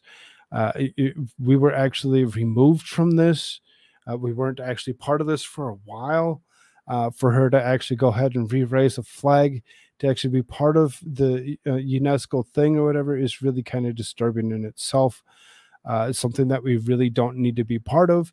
But yet again, we're going to continue to actually go ahead and join any other entity that's going to try running the world and destroy it as it is. I really don't want to listen to this lady. She drives me nuts. Devoted to telling truth, co-author of Florida's Black History curriculum slams Kamala Harris's lies. So, this is something that came up for the last few days. Yes, the Frog Party is still going. Yes, we're still here. Dr. William Allen, the co-author of Florida's Black History curriculum, appeared on Fox News to dispute the allegations of the state attempting to whitewash the legacy of slavery. Allen appeared in the Monday's edition of Jesse Waters Primetime, where he claimed Vice President Harris is being dishonest in the criticisms of Florida's Black History teaching guidelines. Permit me not to give you Kamala Harris's motives. They're invisible. I don't know them. We can all have suspicions that there's a dishonest purpose afoot. But what's more important, when the dishonest and purpose of the truth, the curriculum is devoted to telling the truth, whereas Kamala Harris has retold a lie. Now, it may have only have been a falsehood in the first time she stated it, but then she repeats. When you repeat the falsehood, it becomes a lie. Allen repeated a story about Frederick Douglass' biography in which he described being taught how to read by his master's mistress, a skill that he used as his benefit through his life. Such examples are numerous. Allen defended the curriculum, saying that it centers in the enslaved Black voices and allows them to tell their stories. Allen said that critics of the curriculum are attempting to project modern sensibilities and grievances into people of earlier era, but doing this, they're erasing their stories and legacies, because what is being done here is the attempt to create stories for our time and impose them on people who told their stories to their own time, thereby erasing the story. He pointed out that wonderful irony that the critics of the curriculum are accusing it of putting forth a whitewashed version of Black history. Instead, those who claim the founding of America in nothing but slavery are obscuring the past. I can point out quickly enough that Frederick Douglass and Ida B. Wells in 1893 demonstrated protesting exclusion of Blacks from the World Fair in 1893, amidst thousands of lynchings, that the accomplishment of the Black people post-slavery were accomplishments not just of Black Americans, but accomplishments of American principles. The Florida legislature was condemned last week when the national media reported that the state would begin teaching that Black slaves learned skills that could be used for their own benefit. Harris skewered the DeSantis administration over the supposed curriculum change and held a rally in Jacksonville in protest. It never happened. Kamala Harris, in her ignorance, has been going around for quite some time and actually lying over and over again what was the accomplishments of Black people in in the United States. And all she's doing herself is not whitewashing, but what we like to call blackwashing of the United States, to actually go ahead and change what it is that they actually came from. And they weren't the only ones that were slaves. If anybody really seriously thinks that only the black people were slaves, is wrong. There's plenty of white slaves. Every single society has had slaves of their own. We still have slaves. We still have underage kids that are actually going ahead and working in sweatshops and or any other place, being trafficked in and around the world to actually go ahead and perform these duties as B. It's not true. It's not true. And the ignorance of the point is that this guy actually come up to the point and actually said, "Oh, wait a minute, she's wrong. Kamala Harris is wrong," and it's not true. It's not true on what she's actually been stating or saying at any point in time. Exactly, Charlemagne. My people were slaves in Egypt. Could you imagine? Could you imagine white people were actually enslaved at one point in time somewhere? I mean, you could look at the Ottoman Empire and how large that was. That's what they had for slaves, white people. Yes, exactly. Slavery still exists. It still exists to this day in some way, shape, or form. And for us to actually believe that it's actually been gone because of the Emancipation Proclamation that was actually brought up by the who? Oh, the Republican of of Abraham Lincoln, to actually be one of those countries that actually do away with slavery, to only see how slavery still exists. Still exists. That was a little out of line, I guess. That could have been pushed forward a couple to actually make things flow a little bit better, I guess. Whatever. You got Chris Christie here, the largest man on the planet. Says he would give Mexican presidents ultimatum on stopping drug cartels. He says that he'll give them 90 days to stop drug cartels in our country if he is elected president. Fuck off, Chris Christie. If you think that your words are actually going to stop Mexico from actually doing what they've been doing for decades, for centuries, you're greatly mistaken for that. You think that being the president of the United States gives you authority over Mexico. It gives you zero authority over Mexico. Stop it, you ignorant fuck. If y'all haven't done so already, please hit that like button as we continue through the night here. 6 Republican candidates appear to have qualified for August debate. Okay, so now you have to actually qualify to actually be able to be in these debates. If you don't qualify to be in the debates, is where you start seeing the first bunch actually fall off and not make it anywhere. When it comes down to it, and there's plenty of people that are actually nowhere near being able to actually become part of the debates, and they're off. Let's kind of scrolling a little bit. 6 Republican presidential candidates appear to have qualified for their party first primary debate on August 23rd, thanks to a pair of polls in the Beacon Research Shaw Company Fox Business released on Sunday that measured preferences of likely GOP voters in Iowa and South Carolina.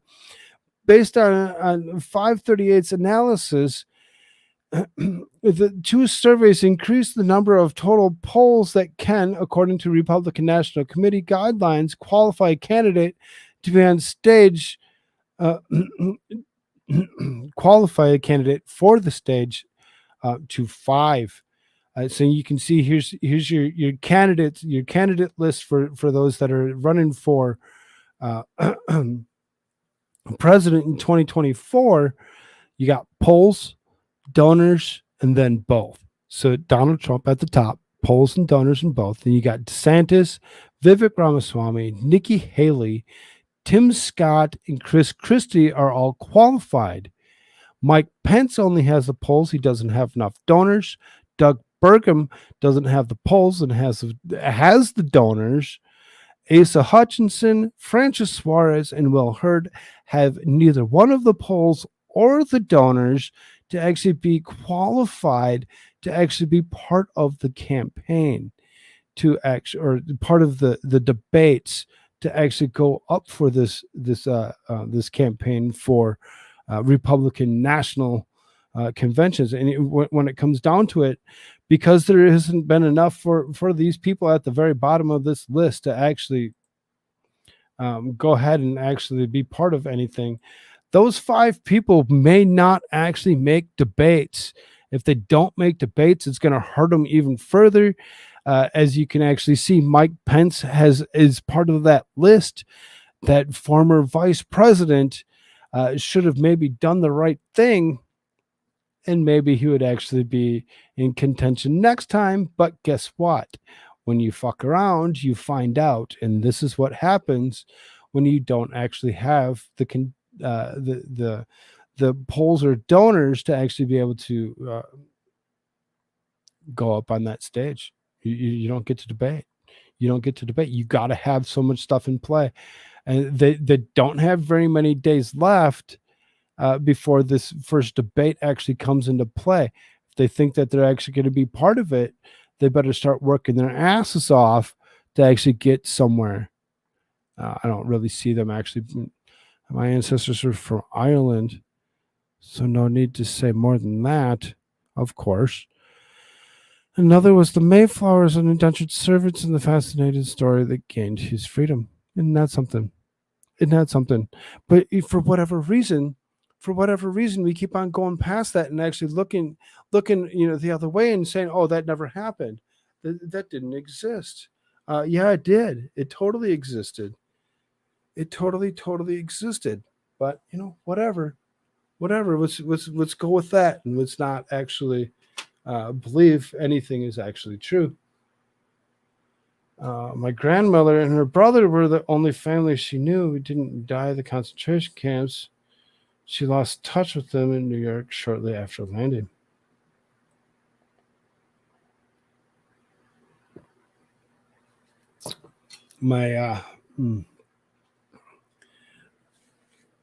I'm a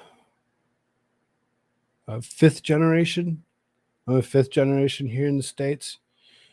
So, as far as that goes, Polish Dutch as it is. I'm actually more Polish than what my dad is, because of my mom's side.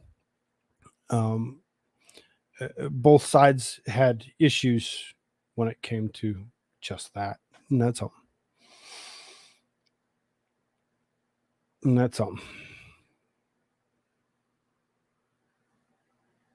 She wasn't Jewish, but had to flee Estonia. I bet.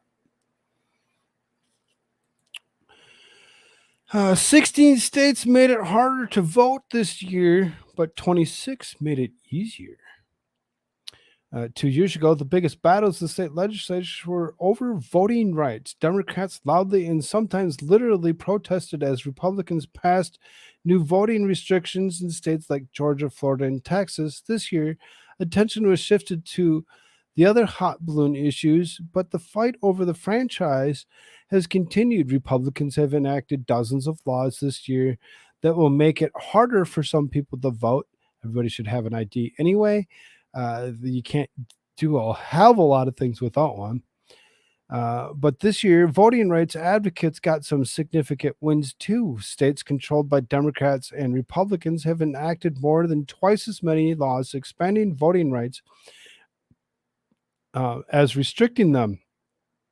Although the most comprehensive voter protection law passed in blue states, in all 39 states and Washington, D.C., have changed their election laws in some way this year. Here's a rundown of the most important shifts.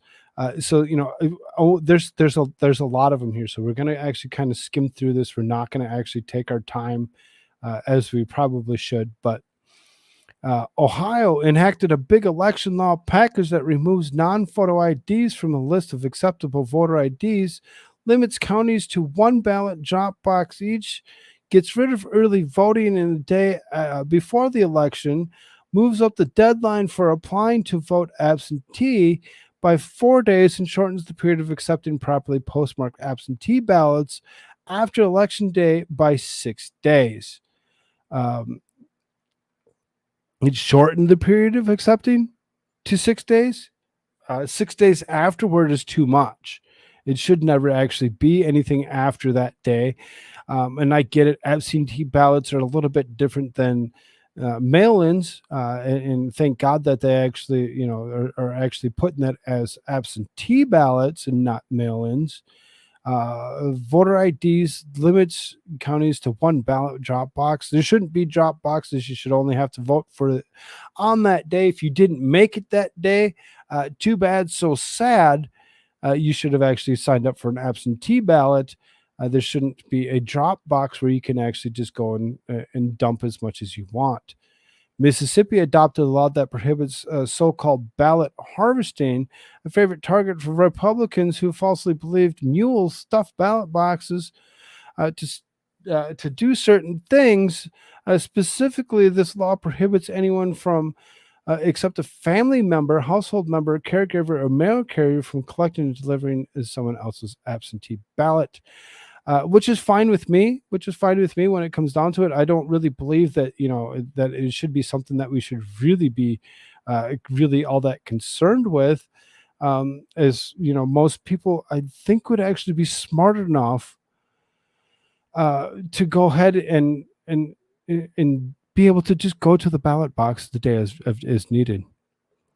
I need to head to bed. I'm zoning out. Later, Vicky T. You have a good one, dear. See you in the morning. If you are able, you should volunteer for your local board of elections. Absolutely, over and over again. If you have the abilities, do so. It's not that hard to actually go and sign up for such a thing and ask to actually be part of something larger than what you really are. Idaho removed in-state student IDs from the list of acceptable voter IDs. Driver's license is necessary anyway. Most states you have to actually be of a certain age to be able to vote. So as far as that goes, for them to actually take away the student ID, which doesn't have enough information on it to even say other than your name and that you're a student, it shouldn't be enough anyway. Florida enacted wide-ranging bill that, among other things, places several restrictions on organizations that register voters, such as requiring them to register with the state every election cycle. I mean, that might be a little much to actually have to re-register each and every single time the cycle comes around. As far as that goes, I think it might be okay with it not having to be that way in particular, but it's passed, so that's what Florida does. Indiana has a new law requiring people requesting absentee to provide proof of identity, such as driver's license number and last 4 digits of Social Security. It also prohibits anyone from mailing in absentees request a form or anything that specifically requested it. Arkansas and South Dakota, the wonderful state that I live in, enacted new laws banning ballot drop boxes. Like I said, drop boxes really shouldn't be a thing anyway, and it might just be in the best interest to not have such a thing, as we actually can see what actually happens when such a thing is allowed. Even foreign exchange students get student IDs. Yes, exactly, Jerry. I'm sorry, Ellie. Exactly, Ellie. That's what it comes down to. I was reading the next one as I was actually saying that. So, yes, Jerry. Very, very interesting history of your life. That's amazing. It's amazing where people have gone to, come from, and where we're currently at and what we're actually looking at. New Mexico adopted a major voting rights package to automatically register New Mexicans to vote when they interact with the state's motor vehicle division. So, straight through the DMV, it just like most places, That's usually where you do register for such a thing. It's not something where you like have to register anywhere else. I've never heard of a state that didn't have you actually register at your DMV, but apparently New Mexico didn't have such a thing that they actually felt the need to actually instill it. The law also allows Native Americans to register to vote and receive ballots at official tribal buildings, and makes it easier for Native American officials to get polling places set up in pueblos and tribal land. Minnesota followed suit with a law also establishing automatic voter registration in a permanent absentee voting list. Sweet. Awesome. I'm glad that they actually thought about it and they actually did something decent for the state. The state has been failing for a super long time. The act allows 16 to 17-year-olds to pre-register to vote too. Michigan enacted 8 laws, implemented a constitutional amendment expanding rights for voters approved last year. Most notably, the law guarantees at least 9 days of in-person early voting, allowing counties to offer as many as 29 days. Why do you need 29 days to actually vote? Really? Why? That's awesome, Div. There you go. You're a hero. The bills also allow voters to fix mistakes in their absentee ballot envelopes so that the ballot can still count, track the status of their ballot online, and use students, military, and tribal IDs as proof of identification. Michigan, one of those most corrupt states in this great nation of ours, really seriously is going to do whatever they can to keep themselves as being a democratic state. Connecticut became the 6th state to enact state-level Voting Rights Act, which bars municipalities in discriminating against minority groups, requires them to provide language assistance for certain language minority groups, and requires municipalities with a record of voter discrimination to get pre-clearance. Before changing the laws, the Nutmeg State also approved 14 days of early voting and put constitutional amendment on his 2024 ballot that would legalize no excuse absentee voting. 14 days? Why do you need 14 days? There's no reason that you need that many days to actually get your ass out and vote. If you want something to actually happen correctly, maybe you should actually not do just that. So this is the most controversial new election laws. A pair of Texas laws eliminated the possession of election administrator in counties with large populations, and allowing the Secretary of State to supervise elections if there is a recurring pattern of problems. So let's make up a problem, and now we have our way. Sounds good.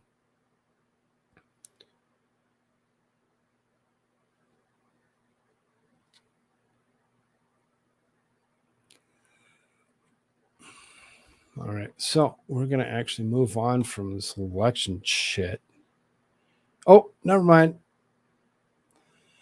Democratic law firm argues mailboxes unsecure for voting in suit pushing for ballot drop boxes. In a lawsuit to overturn Wisconsin's Supreme Court ruling to conclude ballot drop boxes illegal, a Democratic election law firm is arguing that U.S. Postal Service mailboxes are in fact unsecured. The state high court ruled last year in a 4-3 decision the Wisconsin Elections Commission was not authorized to allow the use of such boxes in alternative balloting during certain things. The majority opinion was based on the interpretation of the state rules and considered a loss to liberals who largely supported the method. Only the legislature may permit absentee voting via ballot drop boxes. WEC cannot. Ballot drop boxes appear nowhere in detailed statutory system for absentee voting. WEC's authorization of ballot drop boxes was unlawful. However, this past April, Milwaukee County Circuit Court Judge Janet Prestischwitz won the election for the vacant seat of the Wisconsin Supreme Court, flipping it to a liberal majority. And now the Elias Law Group is suing the commission on behalf of Priorities USA and the Wisconsin Alliance for Retired Americans in a voter over the ruling against the ballot drop boxes. The group's state mission in part reads, committed to helping Democrats win, citizens vote, and progressives make changes. That's exactly what they wanted. That right there. Those words, to help Democrats win, because any other way would prevent them from actually being able to do whatever they wanted to actually get their win that they want so bad.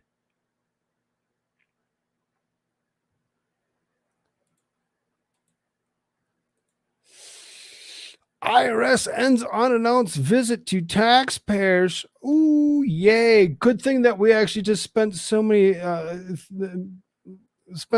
much money to actually hire so many new IRS agents to actually arm them to come and walk around. They're taking it away.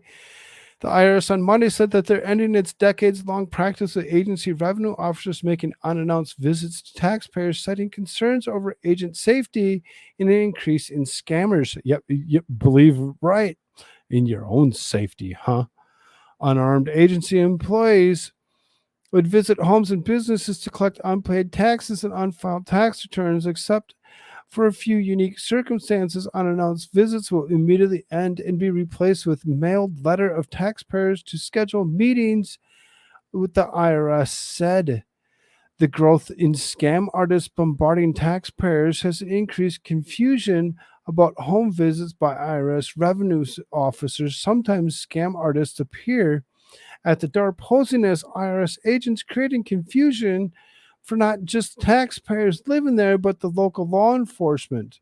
The agency said in an announcement about the new policy.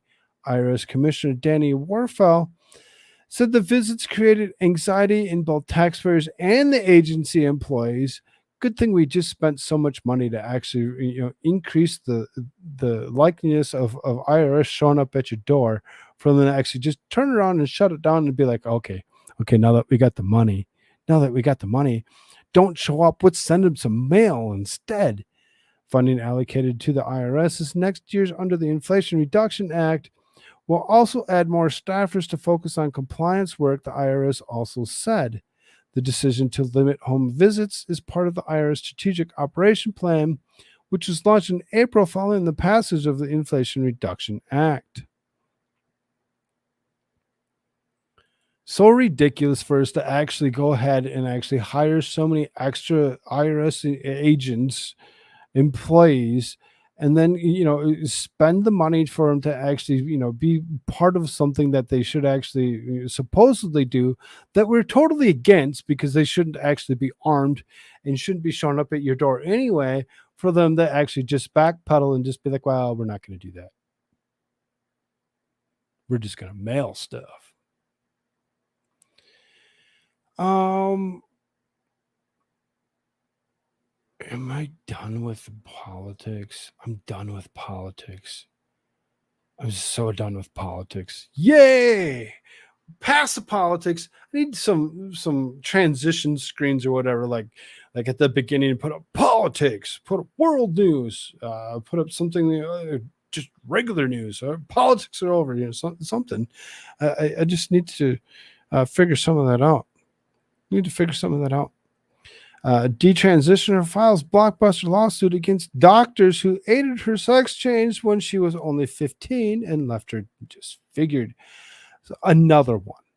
This is another one. We've already went through three other ones of detransitioners wanting to actually go ahead and go back to what they originally were, and finding that they actually have issues doing such a thing, and they were lied to that their life would only change for a short bit. A 25-year-old North Carolina woman is now suing the doctors who aided her sex change when she was only 15 years old. Again, leave our children alone. Detransitioner Prisha Mosley told Charlie Kirk, I was promised male puberty instead. Prisha Mosley, I thought this was another person. It sounds like the same name. It sounds like the same name as the one that we actually covered the other day. This is just Charlie Kirk actually going ahead and recovering it. Never mind. We're going to actually skip that. We're going to skip that because, detransitioners shouldn't be a thing anyway, as you should never actually have been transitioned in the first place. Some disturbances that are on the world. Gynecologist accused of SAing over 200 patients is sentenced to over 20 years in prison.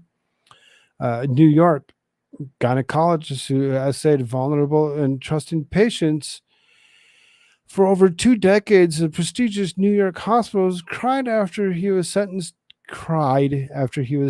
Tuesday to 20 years in prison by a federal judge who called his crimes unprecedented. The sentence for Robert Hayden, 64 years old, gets 20 years. Yeah, you might not make it back out, especially for the crime that you actually did. I'm sure there's going to be an awful lot of people that are going to be disturbed with the issue and not actually want anything to do with you, or Big Bubba just might. Given his chance to speak Tuesday, Hayden stood with his hands folded before him to say that there was much I'd like to say, but that he had been advised by his lawyers to keep his statements brief. I'm very sorry for all the pain that I've caused. Sobbing, Hayden said before dropping his head down as he sat again. He then took off his glasses and wiped tears from his eyes. You got caught, you asshole. You disturbed how many people's lives because you thought it was okay to SA as many people as you wanted to with your disgustingness, as if saying, oh, I'm the doctor. I'm the gynecologist. I can do what as I want. And it's not right. It's wrong. It's wrong in so many levels to actually believe that you actually got away with it for so damn long. The federal trial involved a smaller number of victims. Hayden was convicted on 4 counts of enticing women to cross state lines so he could SA them.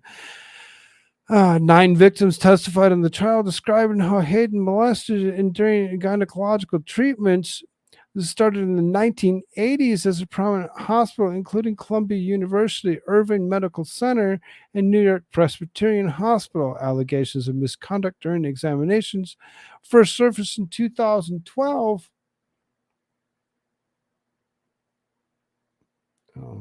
Hello, Jazz Blues 13. I don't click on links by other people. Sorry. Something that's super interesting, kind of talk to me or whatever, I'll go sub to your channel if that's something that you'd like. I don't have a problem doing that. Allegations of misconduct during examinations first surfaced in 2012. Hayden is indicted in the state charges in 2014 as women 19 and counting kept coming forward. But in 2016, the Office of Manhattan District Attorney at the time, Cyrus Vance Jr., allowed Hayden to plead guilty on 2 low-level felonies and misdemeanor in a deal that required him to give up his medical license, but didn't require jail time and kept him out of the state's sex offender registry. Some of the women who had gone to state prosecutors were outraged, but their stories didn't start receiving public attention until the Me Too movement began gaining steam in 2017. How many people? He noted at least 245 women that were abused by this asshole. He's only getting charged for 4 of them, even though 9 people testified saying that it was a thing. This disgusting, disturbing old man touching people, touching people for some 40 years.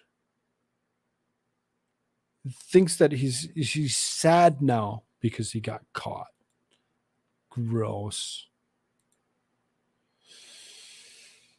Not going to really read the article, but I think we get the point. Rushed to hospital after collapsing. Tori Kelly, singer, is currently hospitalized and getting treatment for blood clots. Wonder where those came from.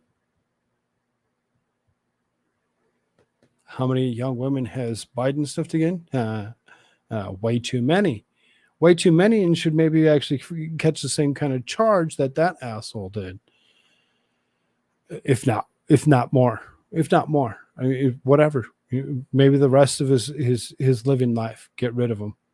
As sad as this is, that this young lady, Tori Kelly, has come up with blood clots. As sad as that is, oh look, LeBron James' son Bronny suffers cardiac arrest at USC practice. LeBron James confirmed a scare involving his son as he prepared for the first season as Trojans in the statement to TMZ Monday. While practicing, Bronny James suffered a cardiac arrest. Nothing to see here, folks. Absolutely nothing happened. We shouldn't question any reason on what would actually cause such a thing to happen. We should all just be ignorant to the point and believe that he's going to be okay. Believe that he's going to be okay. Jerry Les, you got quite a story, brother. Holy man. That's awesome. You got a channel? Got something that you do on a regular? Something that we should actually be checking out? Gross. I know. I'd like to actually pick on this hag. This hag that's on that will be on your screen again in a few seconds. As far as that goes, I find it interesting to actually go ahead and listen to what she has to say and hate her for all of it. Yep. I think that we as a society love to watch stuff to judge folks. Yes. That's what we like to watch stuff to judge folks because that's what we all do, right? We all just always judge people at all shapes and walks of life. We don't sit there and just be like, it's okay. We've actually gone to the point where we actually think it's okay to actually judge people. And she's going to actually, ABC star herself, going to go after the American Idol, who's also ABC. I've always thought that the beginning of the downfall of society was judge her for every role that she has on her body. With what's the name of that show? I always tell you that. ABC's American Idol. Well, ABC's American Idol. ABC's American Idol. Oops. My dumb ass just went and called out one of my own TV networks, other shows that is very successful for judging people and causing us to all grow up thinking that it's okay to judge people. For only it to be her that's judging people for judging people. Yeah, you're so ignorant, you fat slob.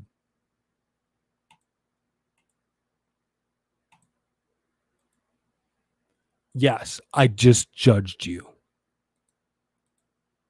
What you gonna do about it, Whoopi Goldberg?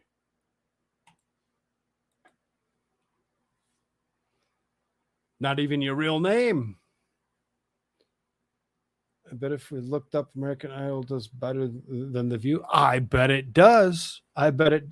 Without a doubt. Again, just some interesting news here. So Brooklyn Center, this is, remember the taser.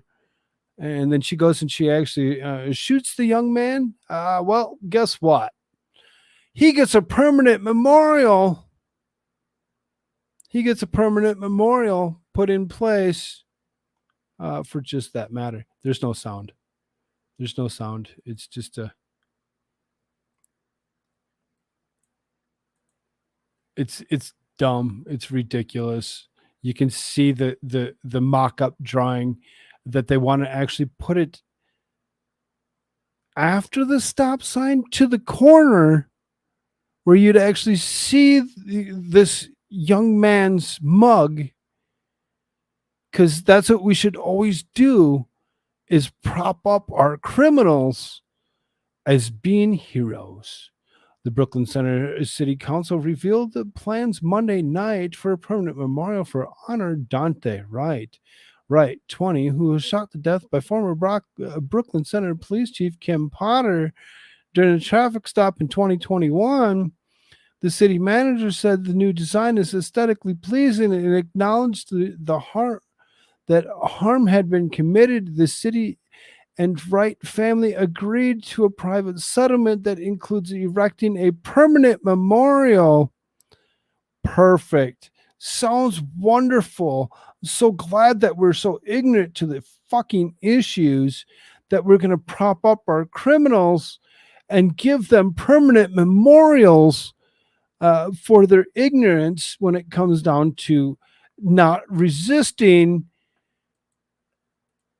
If he would have just not resisted and he would have actually done what he was being told to do, we might not have this issue.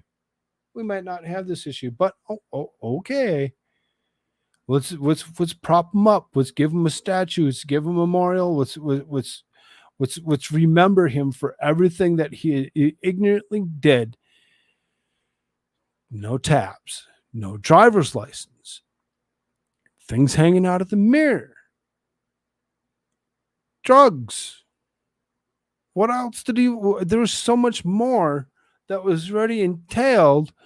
Oh, he already had a warrant out for his arrest.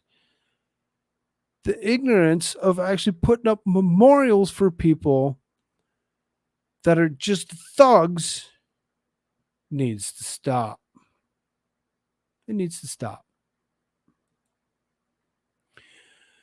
Move on. Trader Joe's recalls 2 types of cookies for potentially containing rocks.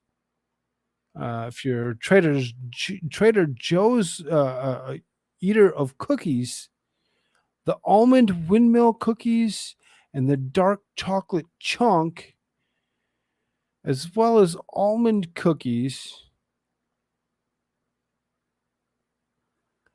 Be careful.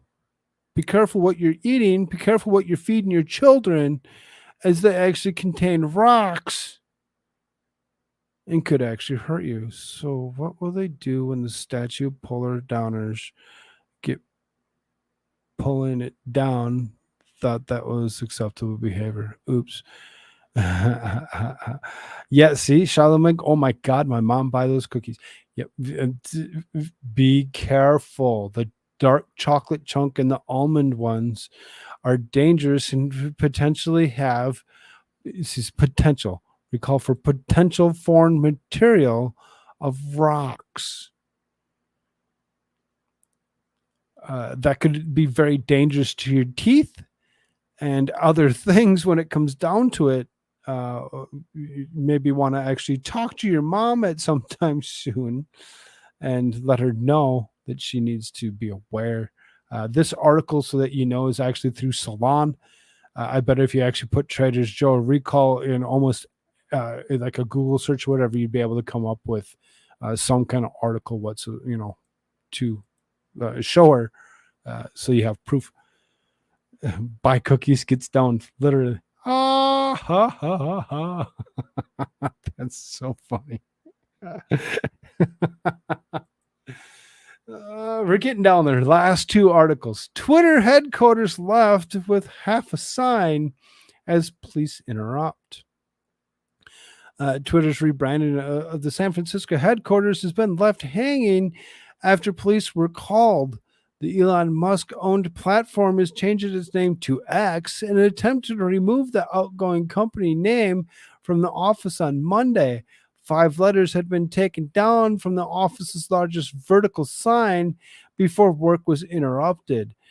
It now simply reads mirroring the reaction of some commentators and the firm's abrupt corporate makeover.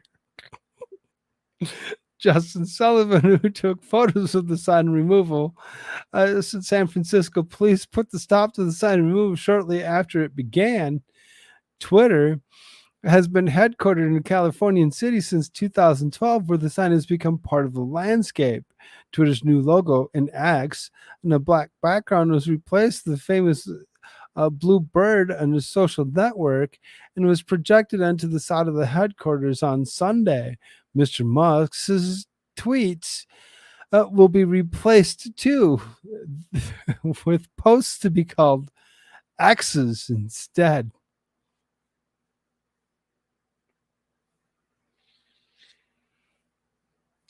He wants to destroy it. He wants to just remove everything that it had been ever been, and wants to actually welcome to X, leave an X. How many X's do you have today?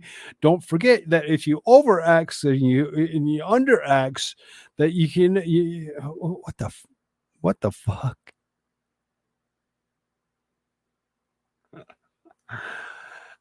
On Sunday, the billionaire said he was looking to change Twitter's logo, tweeting this, and soon he shall bid adieu to the Twitter brand and graduate all of the birds.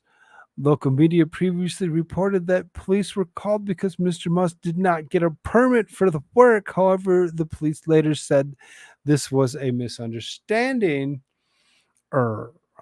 San Francisco police told media it responded to a possible unpermitted street closure, but it determined no crime had been committed and it therefore was not a matter for the police. Nonetheless, work did not continue on taking down the sign despite police leaving. It's unclear when it will recommence. Mr. Musk's decision to change Twitter's well-known name and bird logo has been met with some criticism. Marketing professor Jean-Pierre Duby told the BBC he thought it was a joke, asking why anyone would throw away such a recognized brand as Twitter's. Because why not? And he announced during the period of turmoil that the microblogging site, Mr. Musk said advertising revenue was dropping by half and has faced lawsuit over the failure to make promised severance payments and unpaid bills. Mr. Musk bought Twitter last year for $44 billion, and shortly after the takeover, axed thousands of jobs. Of course he did. But now it looks, apparently, if you're actually in the area and you look up, it no longer says Twitter, it just says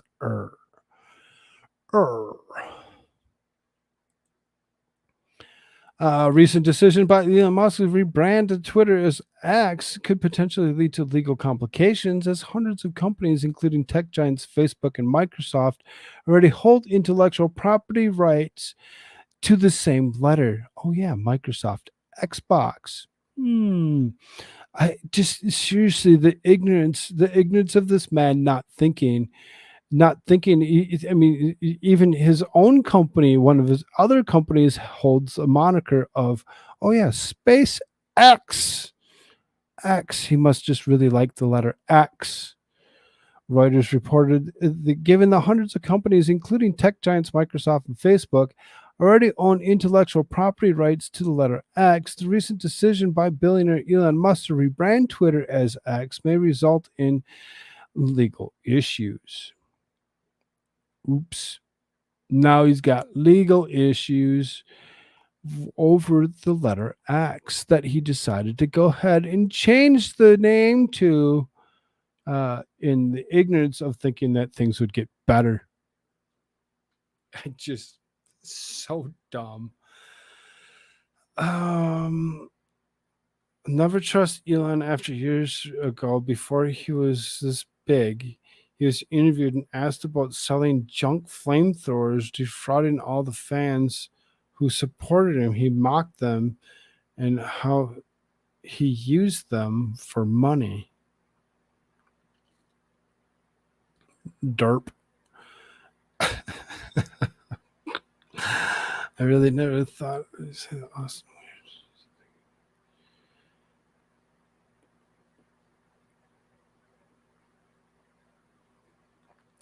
I'm glad that y'all became self-aware and actually held your own conversation through the night.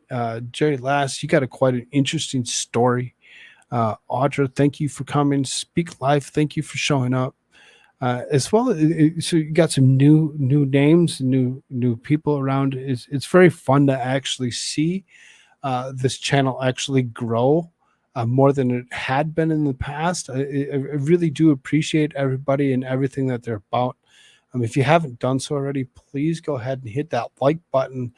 Share this out to a place that hasn't already been shared to. I will be back tomorrow night for another episode of Shtick with Koolfrogg. I'll be here. I'll be here 8:30 Mountain Standard Time. I'm going to actually go ahead and I'm going to see if I can't redirect you all somewhere tonight. I've been slacking at doing such a thing. And don't want to just send you anywhere. I'd like to actually send you somewhere specific. Let me take a quick glance to see if there's anybody that's live enough to actually do such a thing. No,